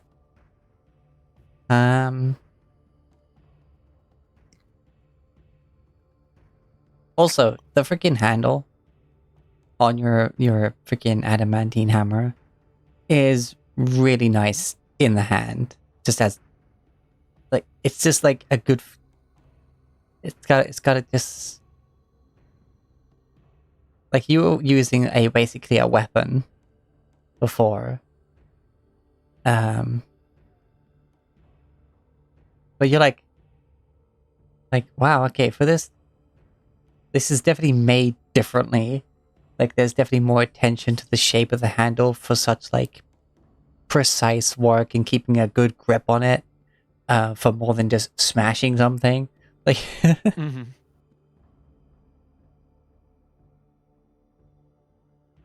Oh god.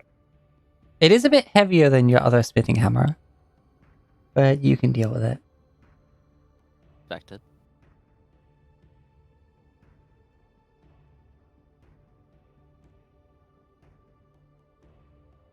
So it does weigh 5 pounds.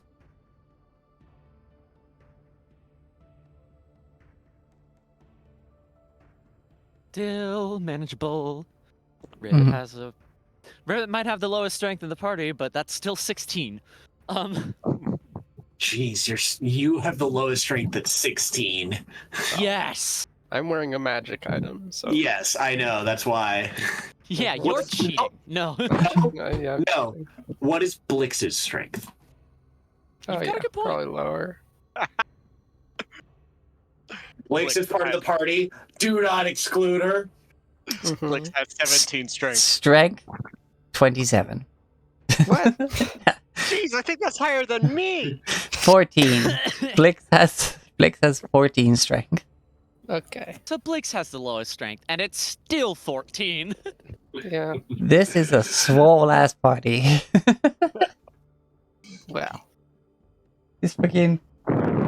Oh look, it's those adventurers coming through town. How can you tell? Cuts to party and it plays like funk music. It's like. Yeah. Begs the question. I don't suppose Silver could help forge the half plate with his proficiency in Smith's tools. to No, cut you're not. down You're not even allowed back there. Yeah, it is a secret technique to forge that shit. Fair enough. But yeah, you get your rations and any other provisions you might need. And yeah, you get a head start at the tavern. It is beautiful. Like the entrance, like there are just these double doors that are just wide open. And you head in, and yeah, it is just a massive like mead hall with like just rows of benches all set out for like grand social gatherings of drinkings, and then like on the left and right flanks are like basically the middle is like this really huge long hearth with the rows of tables and then the benches around it, but then like lining the walls are all these recesses for all the various little like booths into it, all set into the build of the building itself. Like there's this individual like stone recesses in the construction itself for each individual booth. There's a second floor that's like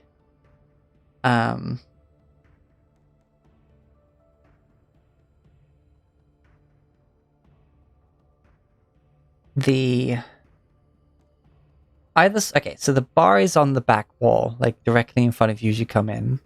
There's a space where the that goes over the coals of the hearth, but also like splits it. Therefore, that part of the floor there is like warm underfoot.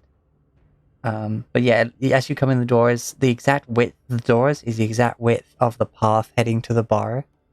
There is just this large dwarven head of, you imagine, some form of ancestor kind of like looking down upon like the bar and the patrons. And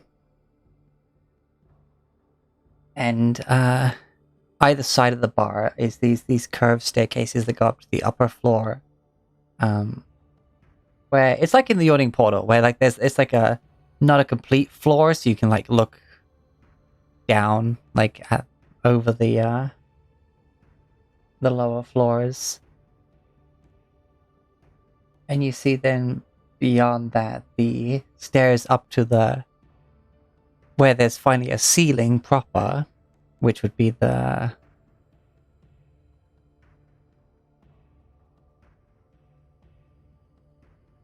see, I would call that yeah, I call ground floor like 0.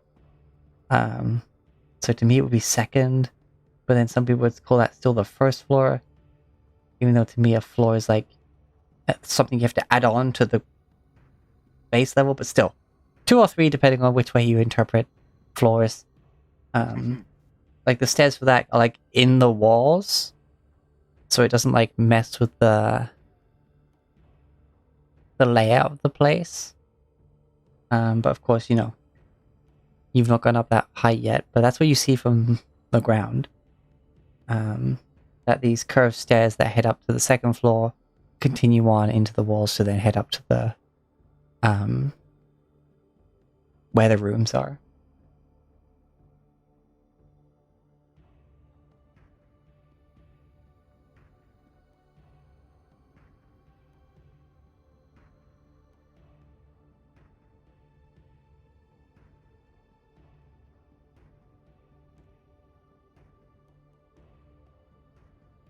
There is music playing.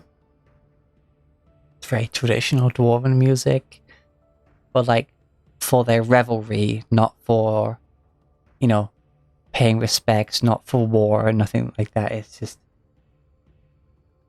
there's still like horns and big old drums, but it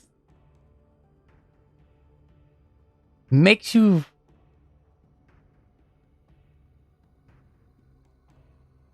what is the word?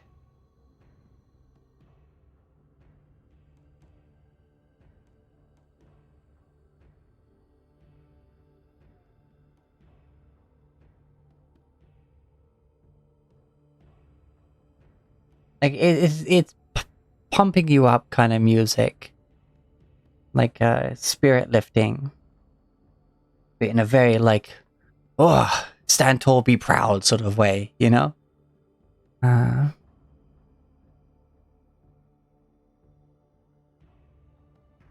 Oh, geez, yeah, that is true, Maxine. And on some of these tables, you're seeing like whole boar, freaking like big legs of freaking like lamb and stuff like that, and just all that proper dwarven cooking. Like it looks like there's just a massive celebratory feast going on right now. But in this place, it's a Thursday.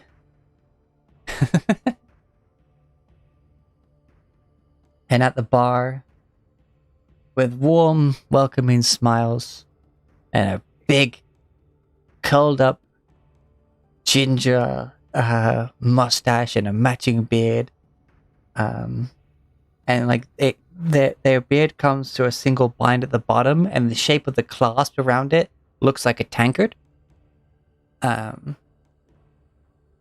With this big bulbous nose, and he's like just, oh, welcome, my friends. Welcome, welcome. Visitors. Such a rare sight, but still. Welcome here. For now, this is your home, and these are your brothers and sisters. Be welcome. Be merry. Drink and eat to your heart's content.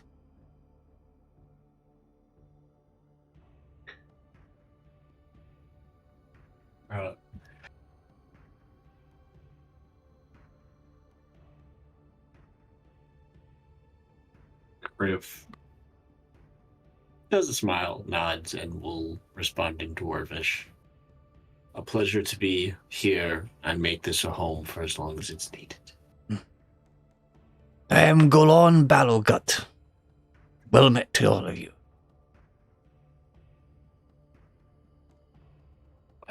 Well met. I am Kriv Norixius. These are my companions. Sira Norixius and Thorbrek Upa. We have another, but they're at the forges.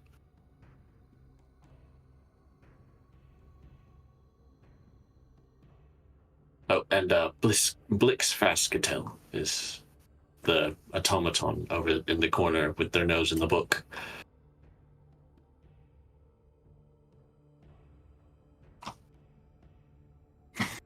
Oh.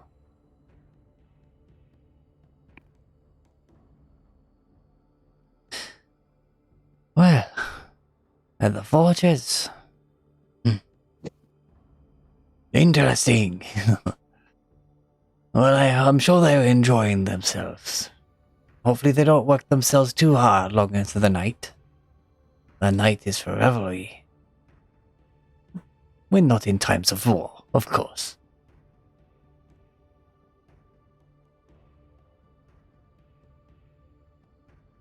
But still.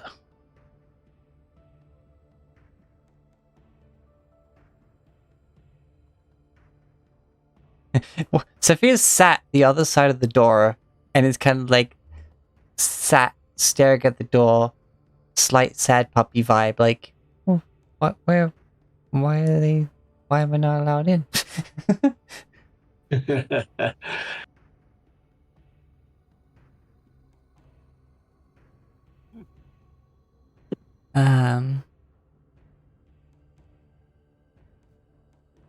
But here, as is tradition, drinks to start you off. And they put these clay cups. Not like a full tankard. It's bigger than a shot glass though. Like a tumbler size. Mhm.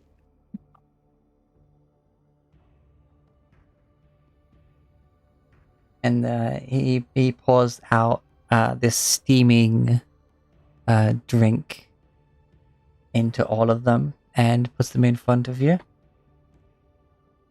And he just then immediately after that, it's like, that will start you off. And for the rest, he gestures to his side, and there are these stone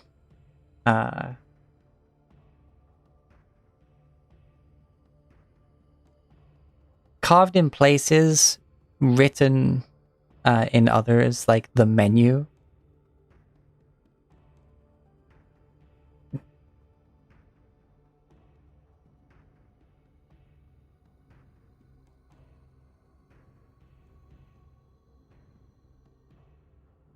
And yeah, all the dwarven cuisine you could imagine, and all the beverages you could think of that would be in a dwarven place.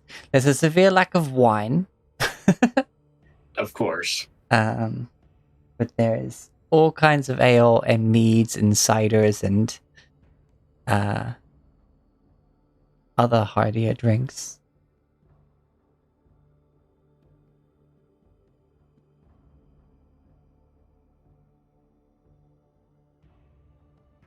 There is literally one wine, and it's called Fellwind.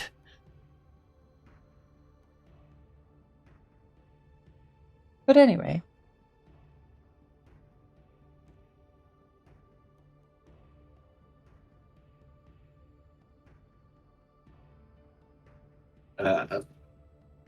There's one like Pride of Pace, literally just called the Barrel Gut Brew. But yes, they're drinks on the house in front of you.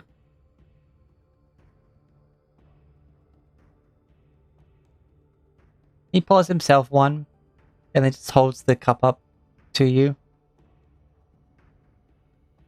2 new companions.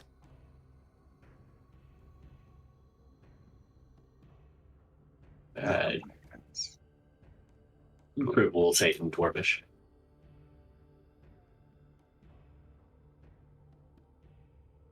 Is everyone currently there taking the offered drink? Yes. Yeah, Criv is. So is Don't know. Kubrick.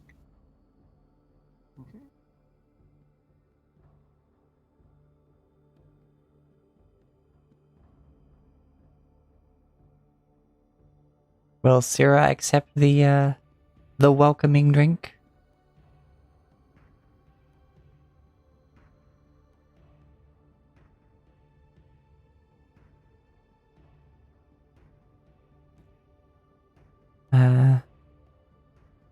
Maxine?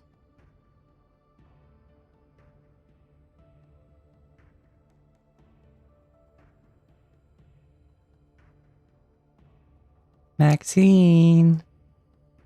Oh, they're typing. Oh. Oh, maybe they're having microphone issues.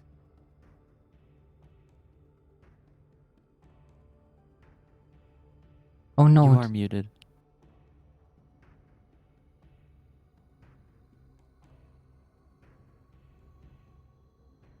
Oh no, Discord, why are you being butt to Maxine? I mean, I wasn't talking. Oh. I disconnection reconnected because I couldn't hear you guys. Oh! Because that happens sometimes. Yeah, what the fuck? Alright, so yeah, this, oh damn it. Sucks. So you got welcomed by this really, like, big, jolly dwarven fellow who has his ginger beard. Like there's a clasp binding it like at the bottom, but the clasp looks like a tankard. His name is Goron Barrelgut. And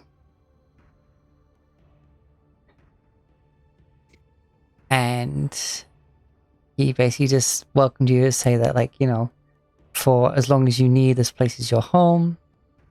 Has poured you these warm, steaming drinks for all of you, as well as one for himself, and is offered a toast to new companions, as apparently a tradition to give this like first welcoming drink to new patrons. Priv and Thorbeck are partaking. What about Syrah?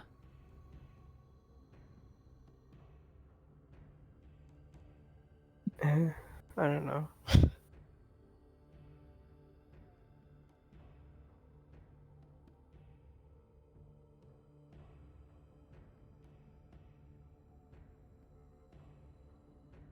Not much of a drinker.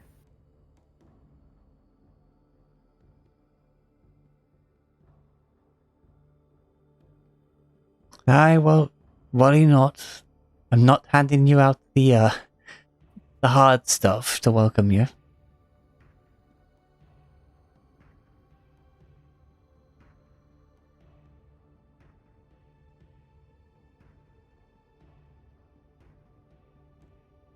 I'd prefer not to have any at all. Thank you.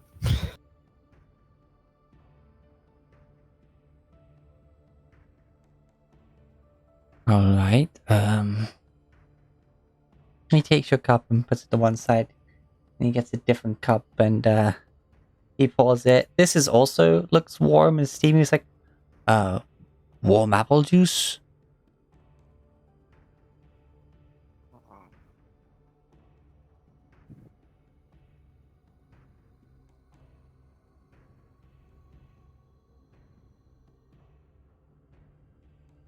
But, alright, anyway, he still like taps his cup to the one that you've not picked up, and then to Kriv and Thorbeck, and drinks it down. Not like just a single swig, but just a few gulps worth. And it is a very warm, very sweet, very light mead. Definitely not full on punch you in the face. It's just there. Still got alcohol in it, sure, but it's definitely not brewed for alcohol content. You know what I mean?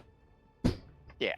This is like almost like to go with food, or just to sip for long periods. This is the dwarven version of wine. Basically.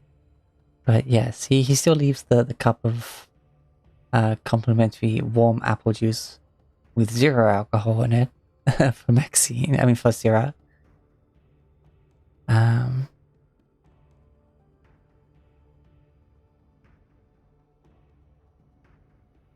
your appley juice. Yeah. Alright. And yeah, just take your time, make your choice, and let me know what you be having. Or go and sit yourself down and catch the eye of any of the weighted stuff as they make their rounds. We will do that. Thank you.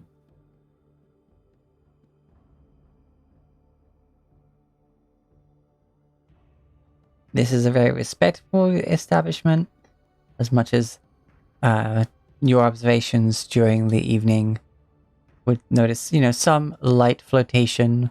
It's the compliments are made with respect rather than being overtly crude.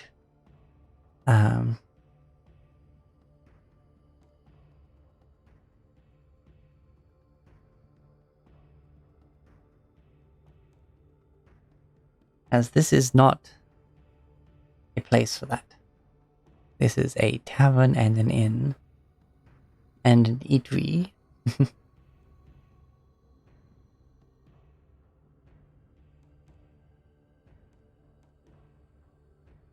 Whatever hearty meals and drinks you choose through the evening.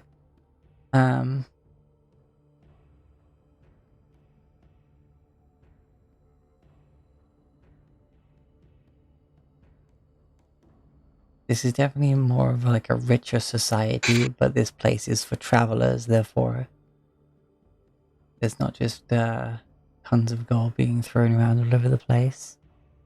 The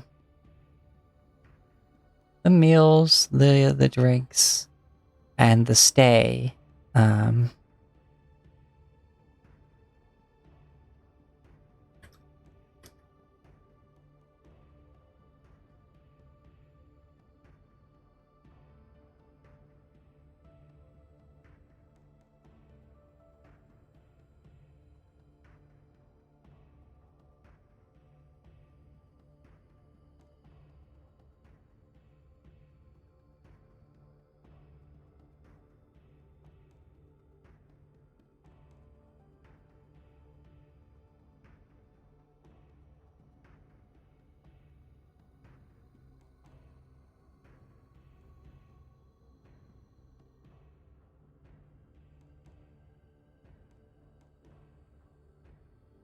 How much would that cost you? I guess eventually Rivet would come back, so yeah, for 4 of you. Yeah. 5 of you, sorry.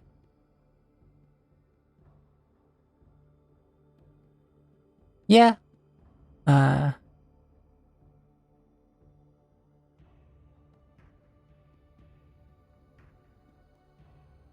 5 gold per person, so 25 gold.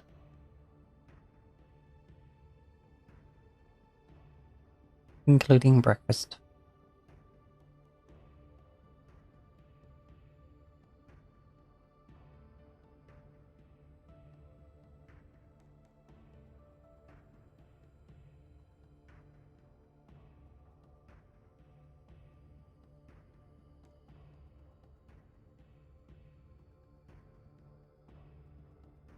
God, it's so confusing how much the value of gold fluctuates between editions and renditions. It was what? How much? 5 gold per person. Uh, So 25 in total.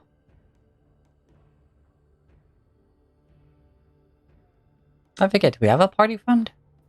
Not in this campaign. No.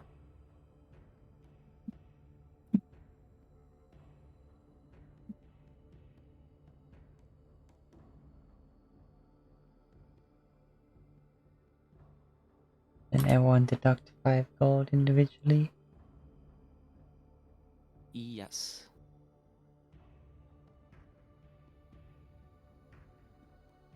Alright. So, Rivet, you now have to carry 60 pounds of material. I have bags of holding. Yes, you do. I left my infused bag of holding on the cart, but I have the one that Sovereign gave me. Right, Yes. you have. I was about to say you have multiple bags, and I'm like, wait, yeah, that's right, you do. Because Yep. flash paper. Because I can't uninfuse the other one until I use the flash papers, or else there's gonna be an explosion. You're gonna have to take that to a controlled environment to then uninfuse. Like, Yeah, just like or just wait until throw it at an wait enemy and then be until, like, I stopped that infusion. Beep. or infuse another one, make an arrow of ultimate destruction, and shoot it at O'Hagan. So not only does it make a black hole, but all these fucking flash papers go off as well. Yeah. And it somehow makes him survive because of the amount of healing in there. Yeah. Like, I just Do felt... I have healing flash papers left? Yes! 1! one, which will probably go off first. Uh-huh.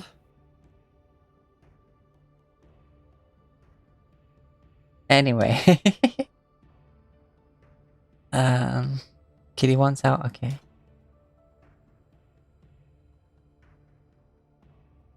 So. Nah. You'll wake up in these, very comfortable but not very flashy beds. Dwarven beds. Finest dwarven quality. Indeed.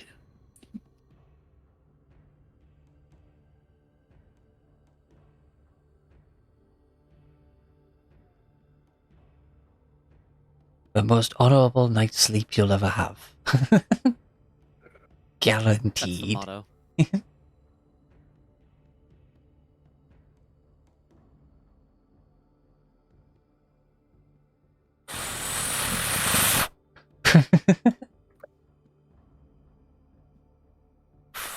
up. What is that noise? That is, in the morning, the sound of hundreds of thousands of goats walking past the city. Gods.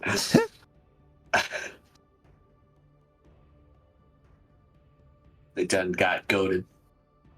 Somehow I had almost forgotten about them. Like, Actually, no. Somehow I had almost forgotten about them. I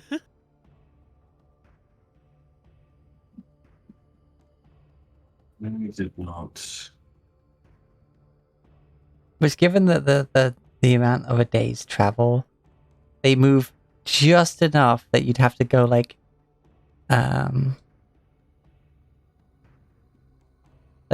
this to then get past them today, or try and cut like that towards there.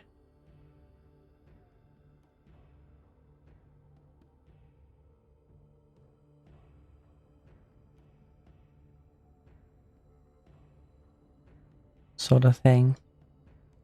Which looks like a clear enough path for a cart.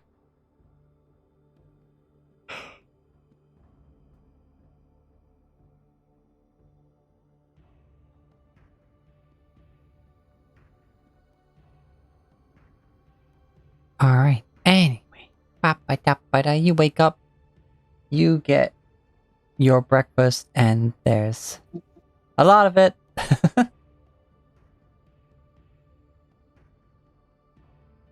And you feel like that you're probably not going to need to eat for the rest of the day. Rest of our lives.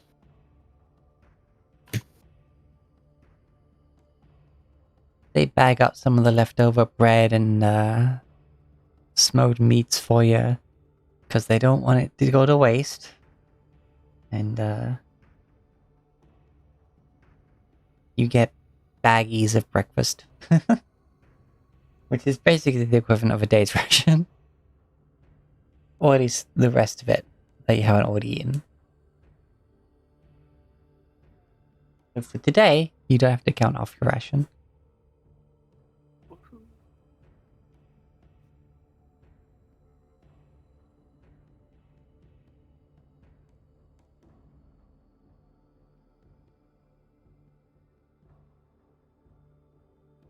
And so we say goodbye.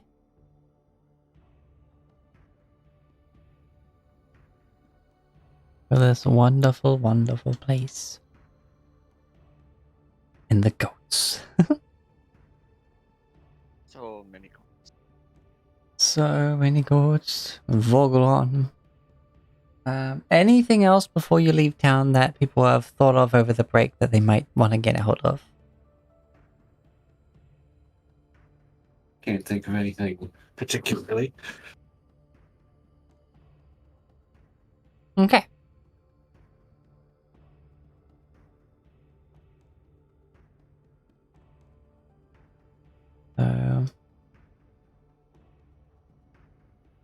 Reddit has done the math, and if she works on the half plate every day, even while we're traveling, she will be able to make it in just over 2 months. Or rather, just over a month. Working at a rate of 3 hours a day out of 120. Okay. So, wait, hold on. You would be able to basically finish it the day Zelodio comes overhead? I'd be able to finish it about midway between then and now. Oh, wait, how many months did I say? I swear it was a few. 3. 3, yeah. You gave us 3 months. It will take a month and 12 days for Rivet to finish it working only during long rests. Oh, wait, I went the wrong way. And that puts us Oh, okay, on yeah, the no. 18th of the following month, giving us... Sorry, I thought you said it would take you 3 months, and I'm stupid. No, it takes just over a month. Okay. About a month and a half.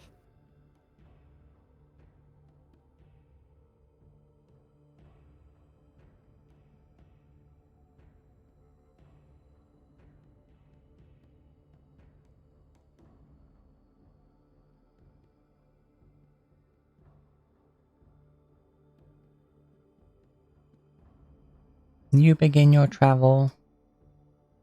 The thunder of goats in the distance.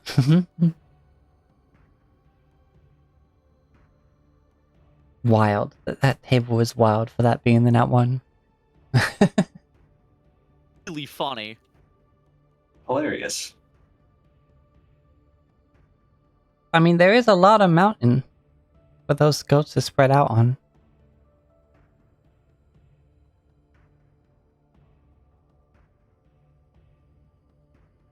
Plenty of mountain and plenty of goats for the mountain. Yes, you imagine they probably came from the southern mountain ranges.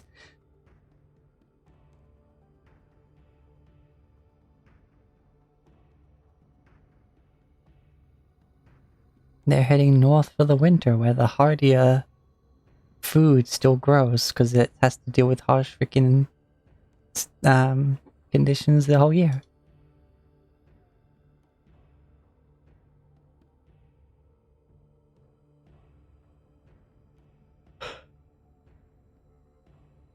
Okay. Now, passing into these woods, they are not the healthiest looking, not dead, but not very green. It's like a lot of these trees just have already lost them for the autumn, or just maybe don't have leaves for a long time. The stark canopy of these winding fingers of branches. They're strange. But the trees themselves, the wood is still a very healthy color. They're just lacking leaves.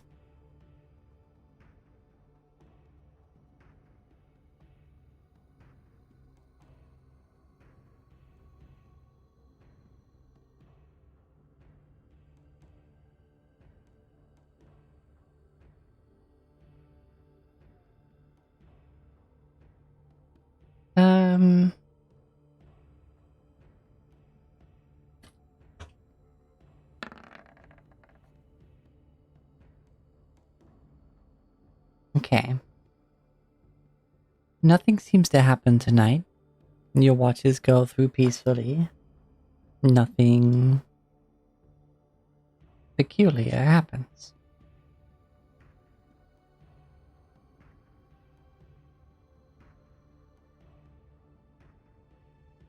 On the straight going, hey, wait for me!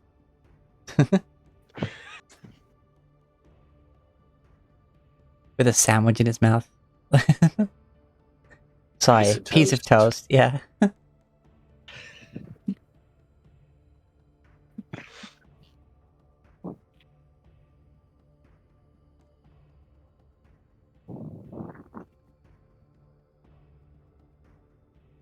You reach the edge of this forested path and see the far more clear, flat Rockies that you had chosen as the preferred path on the way here. And make camp once again. Nothing untoward happens tonight either.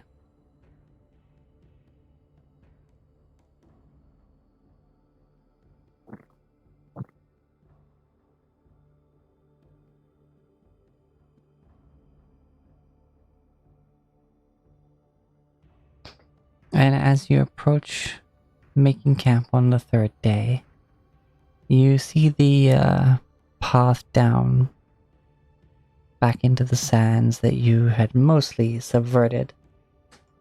But must now traverse in order to make your way to the Piers of Ruin. And I know it's discussed earlier, but was the plan either here and then like taking this lower path like that, or the higher path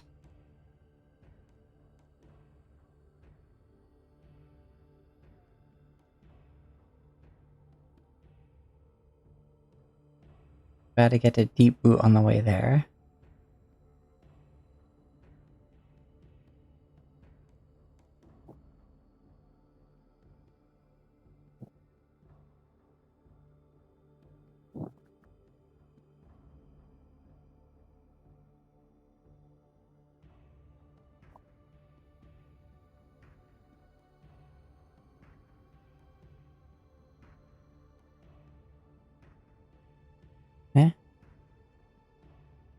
I think that's dependent on Kriv.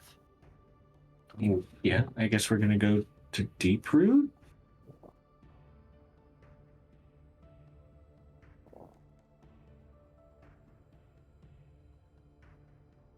Okay. Catch up on the family. Yeah. Good. Absolutely. Alright.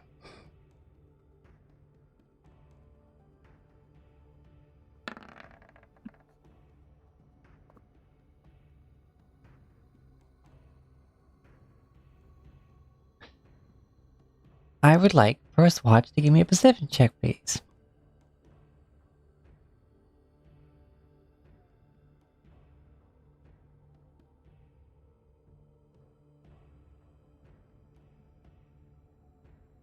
Which is the work. Perception check. Perception check! Perception check. You see rocks. And hear the sound of goats. You hear echo through the mountain. Baram you.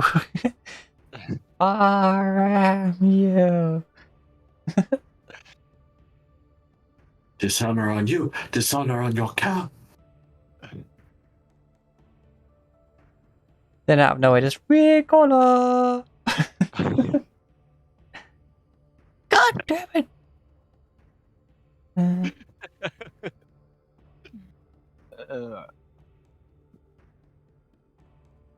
Okay. Yeah, nothing appears to happen in the night. Relatively peaceful. And you manage to make your way to waking Syrah. And I shall require a perception check.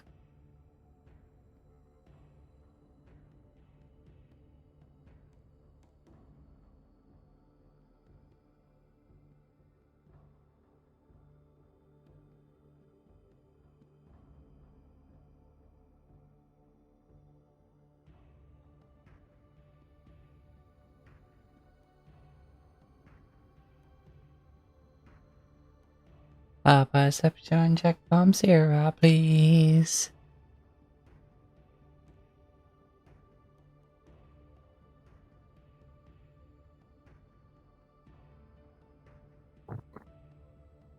Maybe she doesn't hear us again.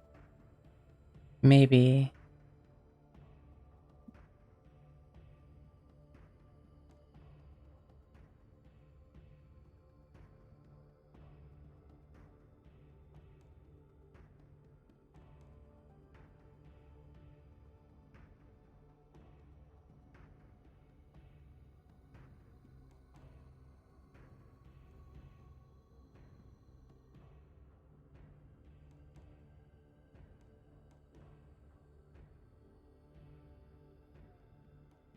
Maybe she had to quickly be right back. Or is EB?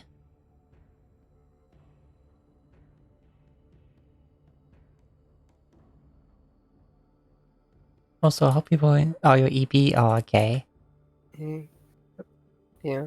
Yeah. Sorry, I just need a perception check for the watch from Syrah. Okay. Alright, I'll let you go to bed by soon. Well, it's only 5 p.m. Yeah, I I know. woke up at 1 p.m. I'm just very tired. Oh. Get you snuggled up with your tail. Perception. There we go. Oh, we zoomed. Okay. How many days have passed? I need to. Oh, This is the third night. I need to One. potion it up. 2, 3. It was- Wait, hold on. This should be like the third night. I think Okay. 2. Yeah, because we stayed a night before the goats, then in the town, and then this place. Well, I there counted was the one goat here, already. and one here, and now you're here. Okay. So it's So- the 5th night. The town one. So 1. 2. 3, and then this is the 4th. Okay. Since you've already counted the Uh, goat. Yeah. Right, so 4 more after where I was. So, right, I finished a potion. Nice. And then today would be starting on another potion. So do you want me to roll for that? Yeah. Okay. What is it? Just an intelligence tool check with the Yeah. potion making kit. Oh, I guess I have proficiency then. So this is +4. Rivet will also guidance. Okay. D4. So 20 total. No, 25. No, 20 total. Yeah. Okay. You will definitely make that potion. All right. At uh, any accelerated rate or wait, what Or rarity is the potion? uncommon? Uncommon. Usually 16 days.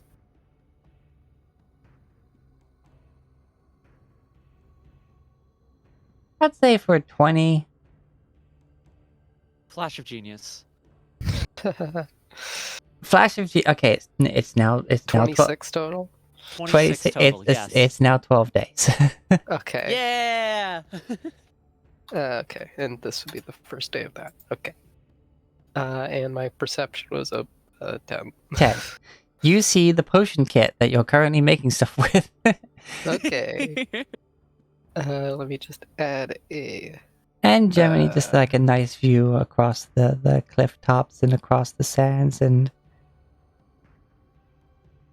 Now have 2 greater healing potions.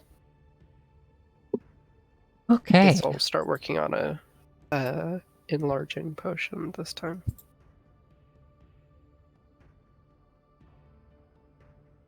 Okay. Eventually you wake up your brother. And I will need a perception check. Come on, do better than that.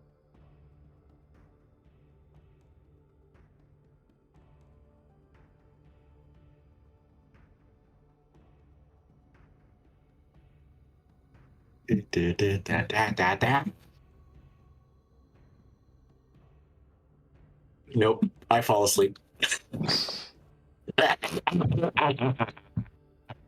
Watcher watching his eyelids. You are looking the other way just in case some more goats show up. There's just all those goats, man. We didn't have them at Alcor.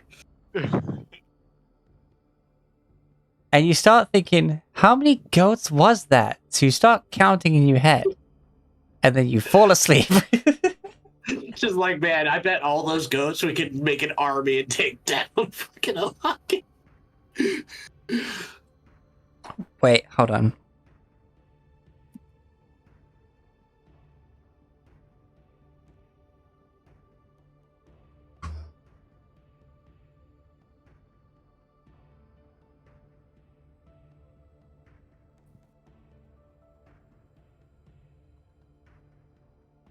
Goat. Mountain goat.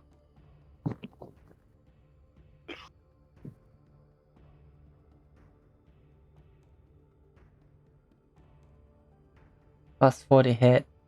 Very likely would have to get a natural 20 to hit O'Hagan. It's bodies, man. With all those numbers, it's gonna happen. A few Just crit 100,000 fishing. goats. Divided by 20, because that's like, you know, the chances of a crit, I guess. Being very vague. So 15,000 of them would hit because they would crit, which means that the damage would be, well, they'd have to crit to hit, which means I would double the amount of dice rolled.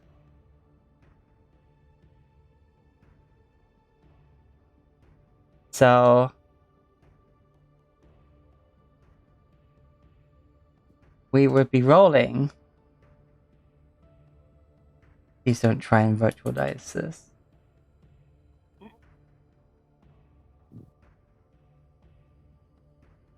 Anu's stream just goes dead. We all know exactly what happened. This much damage.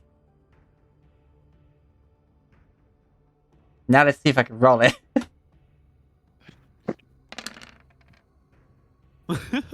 18,529 damage. So, it bears the question, would it be reduced by half because it's not magic? He's a wizard. Who knows if he's got resistance to non-magic damage?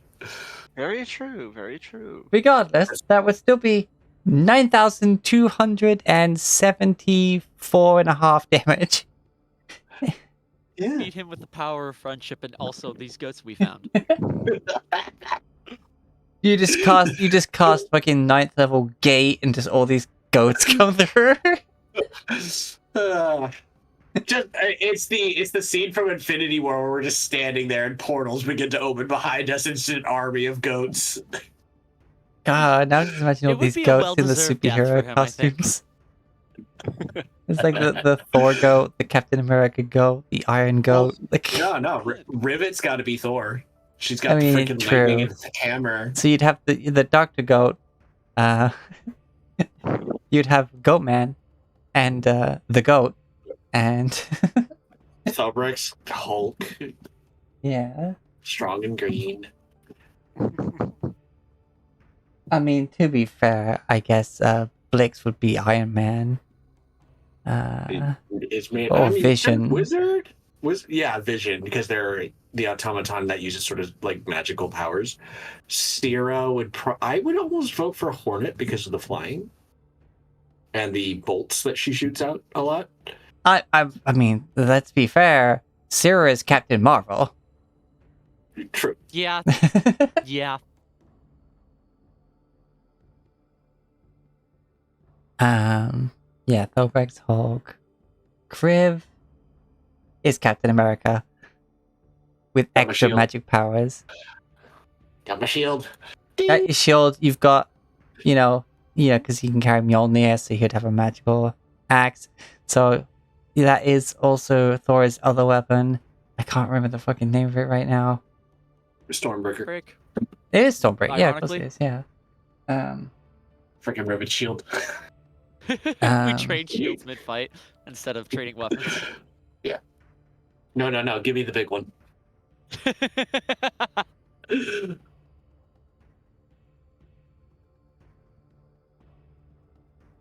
Hmm.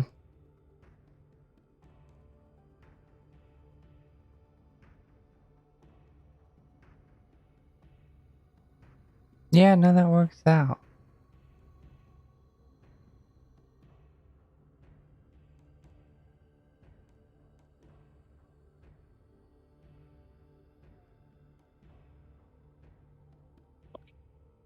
The winter goat. Freaking, and then just a raccoon amongst all the goats. Who's Draki? Draki is Rocket Raccoon. Yeah.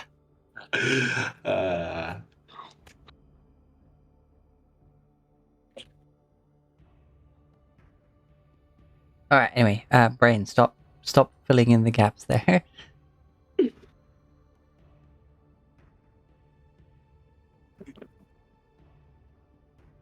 Goat Mageddon.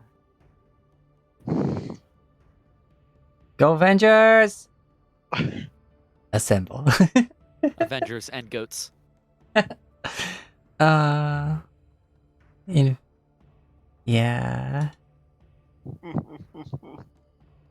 Or Avengers Goat Game. No, that sounds like Squid Game, but like Yeah. worse. Okay.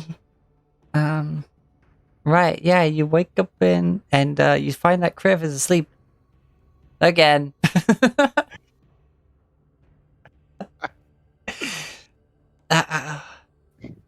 Who else is falling asleep on watch? Rivet once. Isn't this like Kriv's like third time though? It's happened before. Don't Third or fourth remind or me. fifth or sixth. God damn it! Stop keeping track. But considering the length of your journey, not a bad track record. just Kriv is the so EP. So EP. I mean, you started counting goats. What do you expect? Speaking of, you wake up and there is a goat eating one of your rations out of your pack. But then, as you sit upright, you realize that was just part of the nightmare, and there is no goat. There is no spoon. Matrix, there is no goat. Yeah.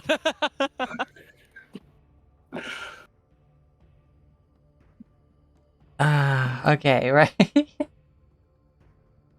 You venture down into the sands. And because you didn't get any sort of wheel upgrades, you're moving at half speed. All right, yeah, that would have been a thing to get. Oh well, it happened. Hindsight's 2020. Yeah. So you get this far. Actually, it's 2024. I'm sorry.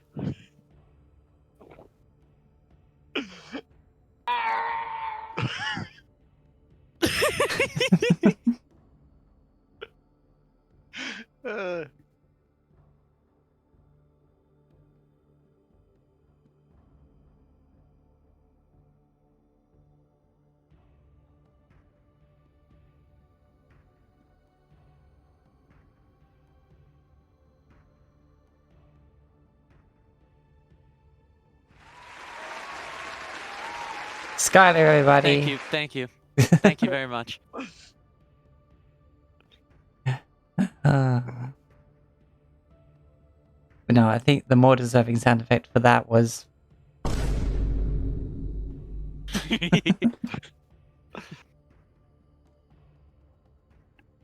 Okay, so 18,529 damage aside from goats.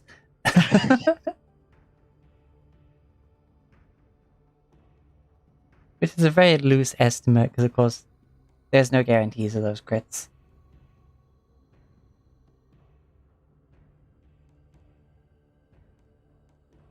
Although scrolling through those damage rolls is quite pretty, actually, with all the blots of green and red throughout.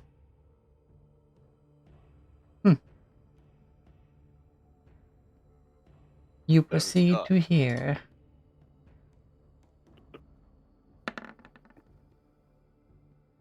No.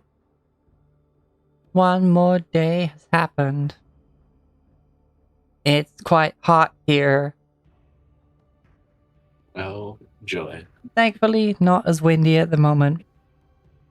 My armor protects me. But you also notice as you're passing by that there appears to be some form of small settlement or village or something on top of those cliffs. Wherever they are, they don't seem to bother you and make no efforts to get your attention.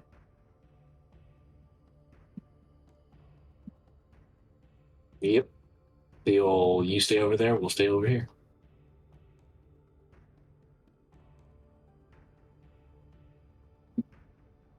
You sleep. And now we need a... Where is it?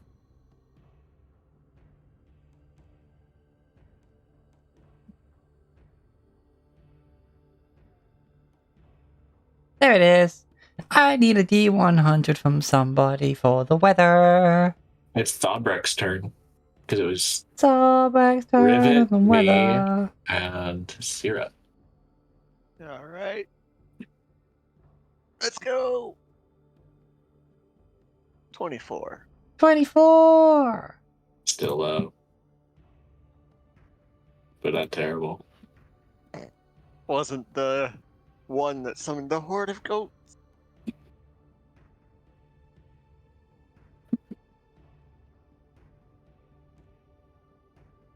Starts raining fish now. So it's raining goats. It's lightly cloudy. Hallelujah, it's a raining rams. Shut up.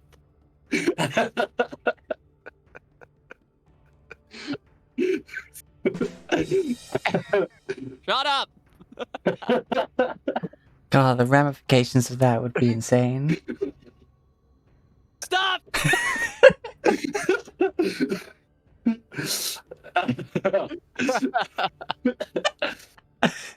I mean, I admit that pun did make me feel quite sheepish. Can we go on with it, please? You... This is why I love tabletop games. Damn.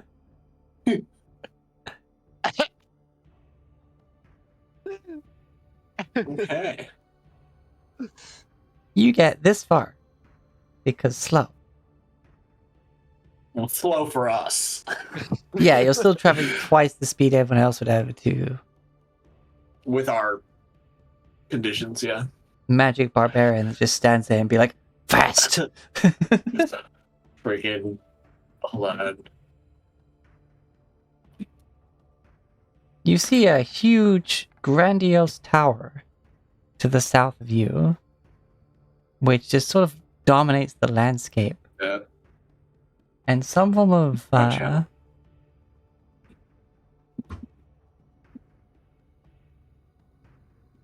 whatever this sort of building is. It looks like it could be like a bathhouse or like a Greek temple. with the Didn't we find square a top. bathhouse at one point? Was that Yeah. a different game? Yes, we did. We found one in the far south. Oh wait, I know what that is. Never mind. It But was yeah, a temple to, quote, Lady Firehead. yes. But you I don't think do we ever figured out who Lady Firehead was. actually, given how tall this is, you probably wouldn't see that very easily. But the tower, on the other hand, that fucker's like, here I am. Rock me light a Goda King. Go on, go on, go on.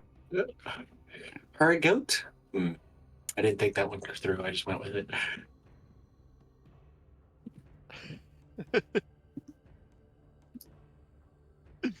Yeah, the fucking blue shell Koopa is unnecessarily badass. Like, what the fuck?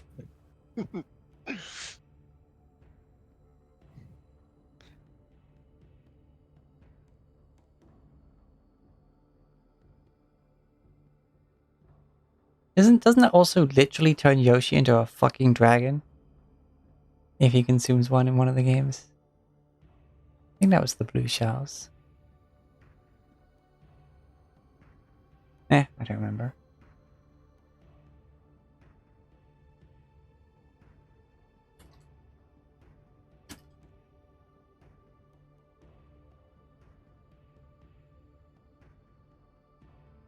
Yep.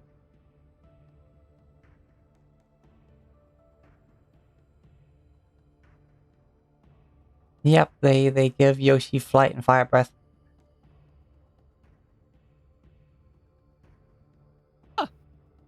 Fuck.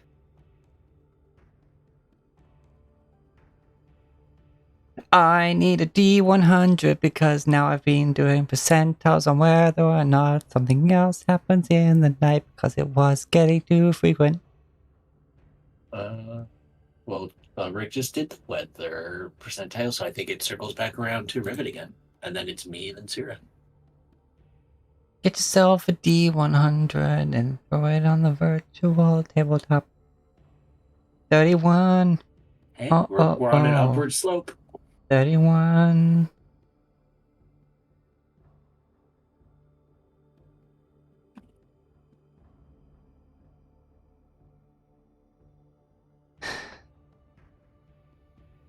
Oh wait, I need to swap to the other table.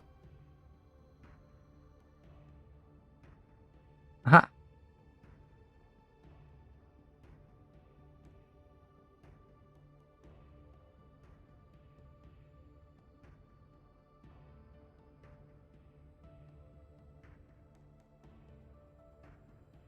As you're just setting up, you notice that among all the sandy paths, there is actually a, what seems to be a road made out of limestone.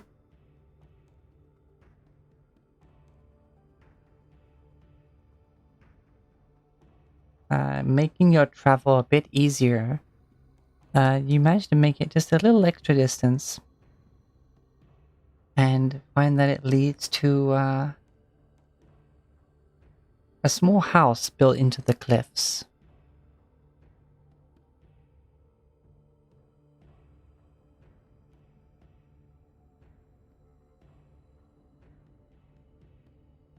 Noticing you,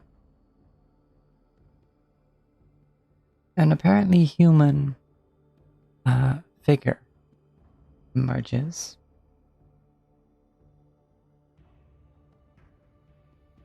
And looks to all of you and it's like,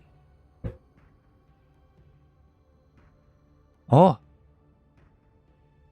I was not expecting visitors. Are you lost, friends?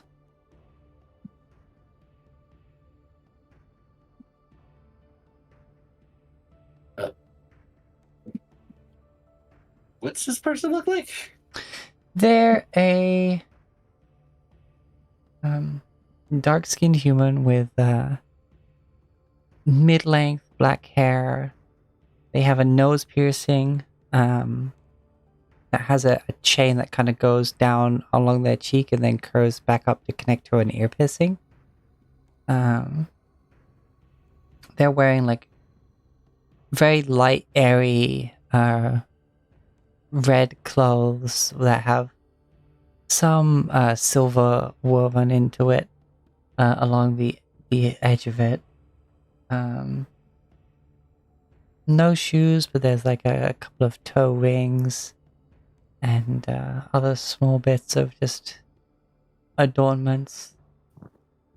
They look genuinely concerned having you be out here in the desert and unfamiliar to them.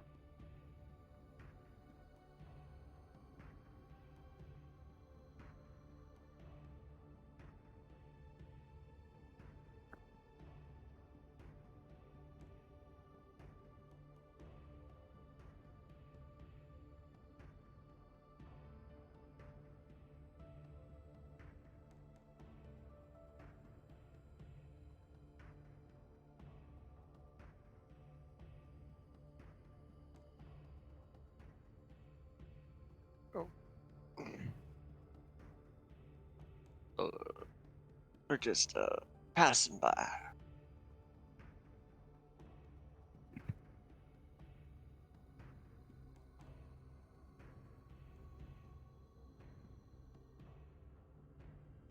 Oh, well, it is getting late. I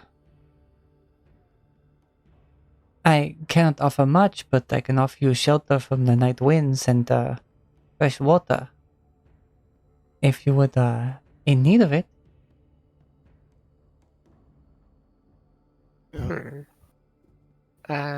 Well, the last time we were offered shelter from desert winds and everything, we were tricked by a group of vampires, so... Not near here, I hope. No. Far to the Hopefully not. east of here. Okay, well, good. I'm glad you're okay. No, it's just me and my partner and our little boy. We just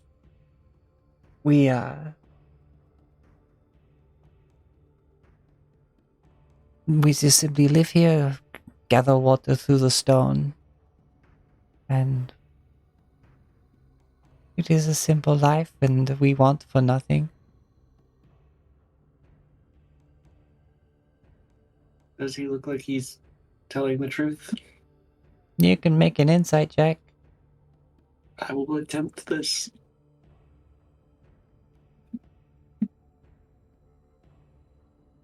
Yeah, they seem like the reactions to the news of vampires was very like, oh, definitely accurate fear and worry. But no, they seem just kind of like friendly, welcoming sorts to you, like to them, like you look like you're just like travelers in need, considering how harsh it can be out in the desert. And they're just offering you shelter. Gotcha.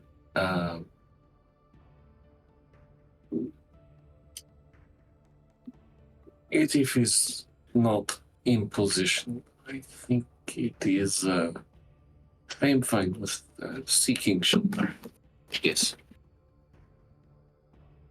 Okay. So I think you fell a bit into Bloodnick there.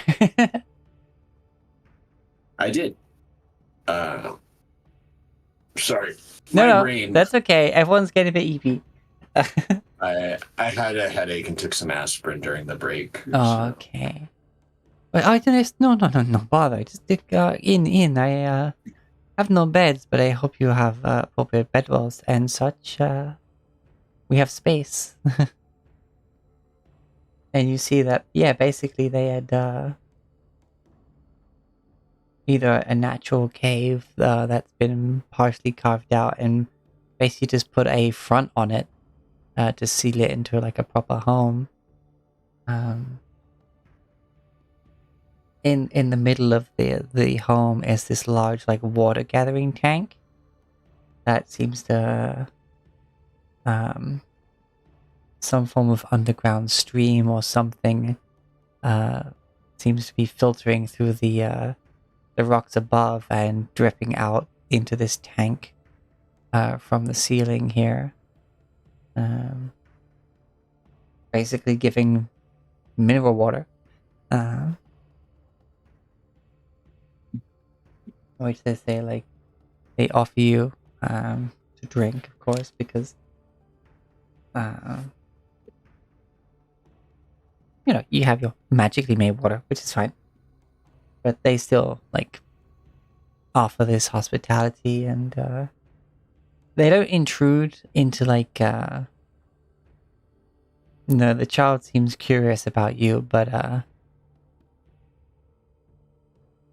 they don't let the child, like, keep you up all night with questions and stuff.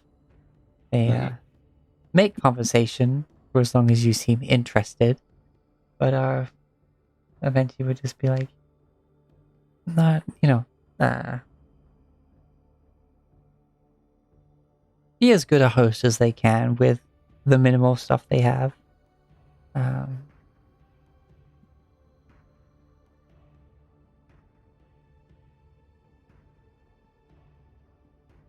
yeah, you just get a free bonus bit of movement because of the bit of a path or road that they've seemingly built along this part, or simply, you know, keep it uncovered and stop it from getting buried in the sand. And yeah, just some solid shelter. The next day, I'm gonna roll for weather. Here it comes. Yeah. 8. Wow. Back to rolling low. The goats. They're back. Goats on weather. I guess it really is raining rams. I guess it's an 8. It's not too bad, actually. It's just more light clouds.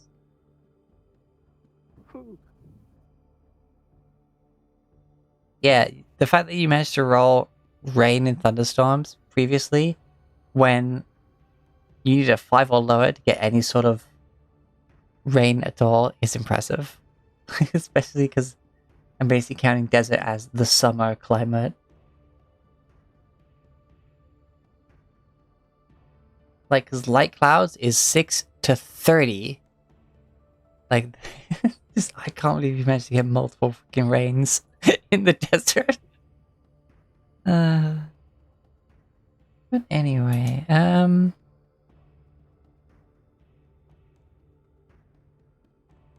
they can't really offer you much in the way of breakfast, as, you know, they need what they have. Well, we have rations. Exactly. But, you know, they bid you farewell, and you get another day's travel done going around this mountain.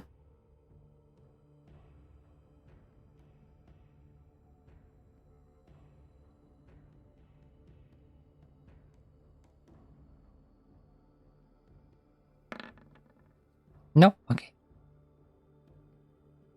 Nothing appears to happen on this night.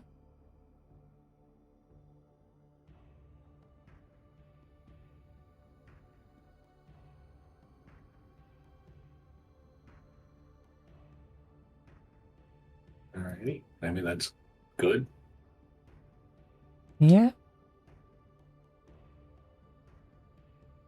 And you start traveling south.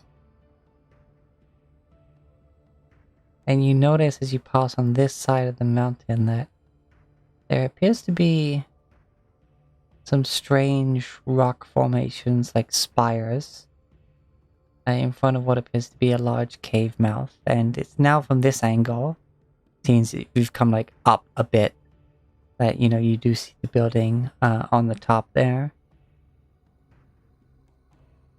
And you still see the tower, obviously.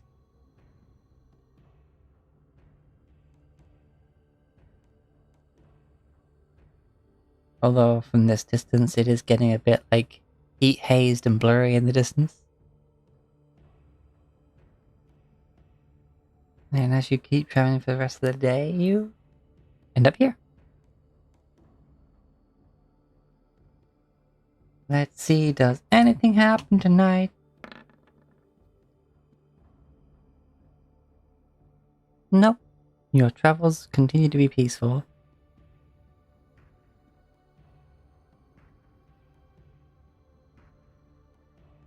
Excellent.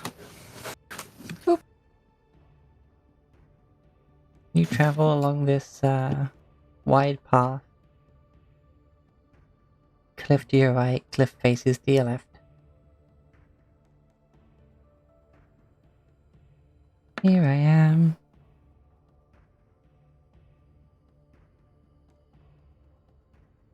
Built me like a hurricane. Who wants to roll a D100? Pretty sure it's my turn.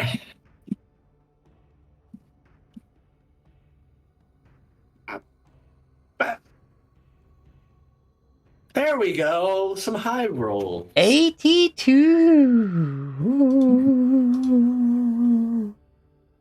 Watch as the high ones be just as bad as the low ones.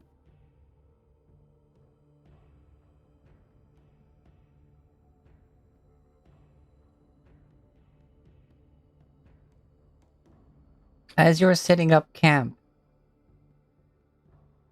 you notice a fire just a bit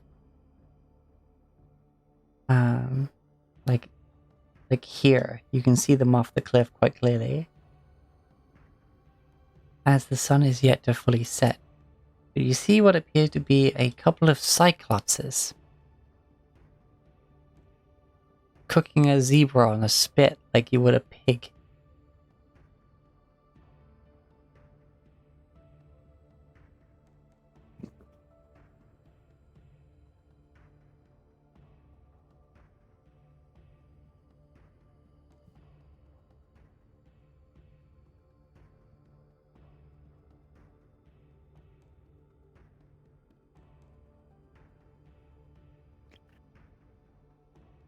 Well,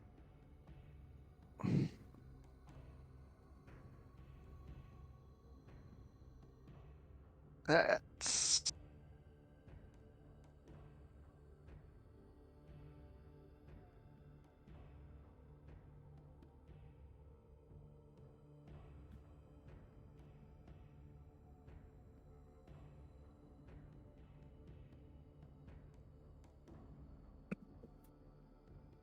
Huh.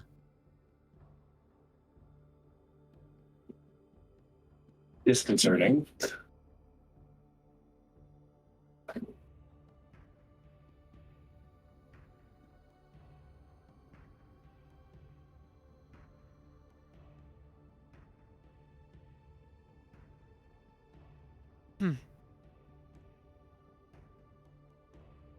I just realized I still had the freaking Dwarven City playing. Oops.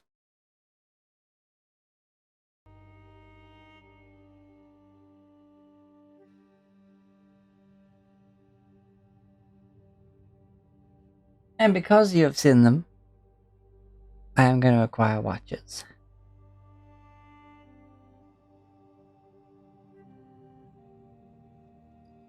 very well. Perception check. Perception check. You see sand.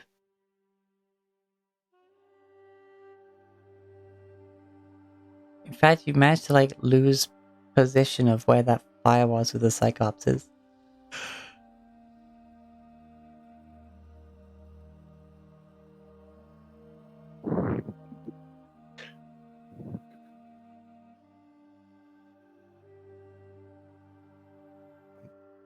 You keep an eye out, wondering if maybe they're coming for you, now that you've lost sight of them.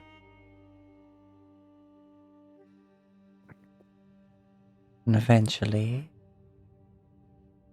your watch comes to an end. And then, nothing happens.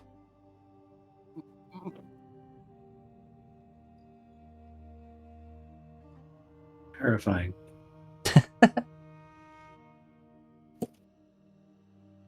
People are scared of nothing. Because the unknown is scarier than the known. Yes. And also nothing. Sorry, this just reminds me of that bit of like, is there any wonder people are scared of technology and the guy just suddenly whips around with a big sign saying technology, goes, technology! At someone. And then you hear them like, be like, oh! Make them jump. Just random passerby on the street.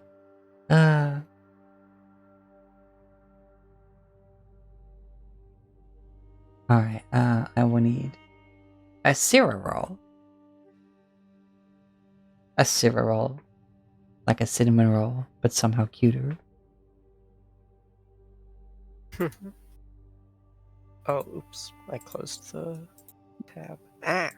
That's okay, I think when we start this next day is when we'll stop anyway. It's getting to that time. But roll for me anyway. Oh, right. I forgot. I do D100 in the roll 20. Hey! I think this is your watch roll. That Oh. was the watch. What did you say? You know what? Let me just check the list. Just anyway, since it's there. I thought you said to do a D100. I don't know. Did I? Maybe that was me. Okay, well, roll perception. Blah. Oh wait, not that one. Not that one. Not that one.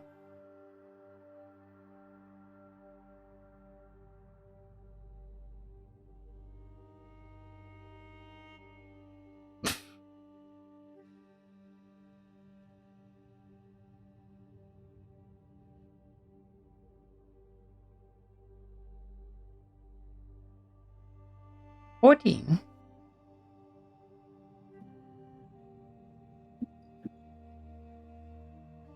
You're just gazing out the view.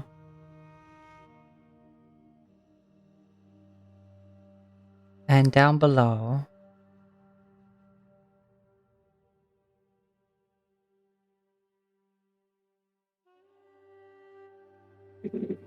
you see a stampede of wildebeest. And those poor cyclopses have to quickly abandon their meal and dive out the way to not get trampled.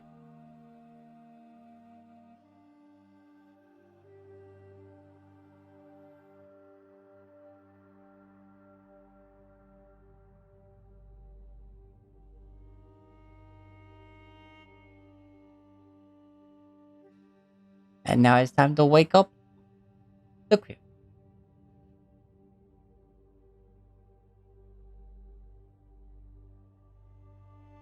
Apparently that roll is a freaking stampede of wildebeest.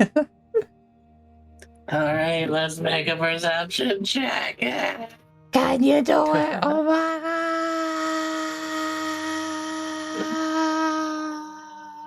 god! Oh. You see sand! It's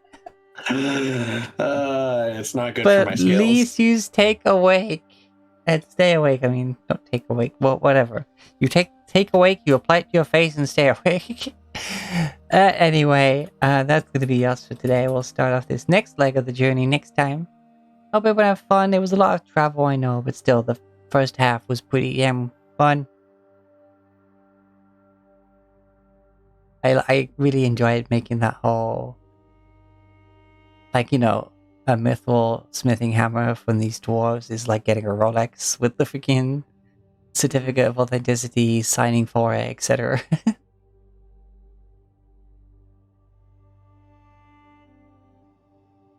I thought that was quite fun. So we are going to go and see Cloudy Clarity. And as always, yeah, hope to see you next week or any of my streams. Thanks for coming. And as always, please be good to yourself, excellent to each other, and critical hit your enemies. Bye! Bye. May you all be goated. Time to dive. Or at least buy the last of the support weapons. For democracy! y'all. See you later, See ya. Lumina. Bye.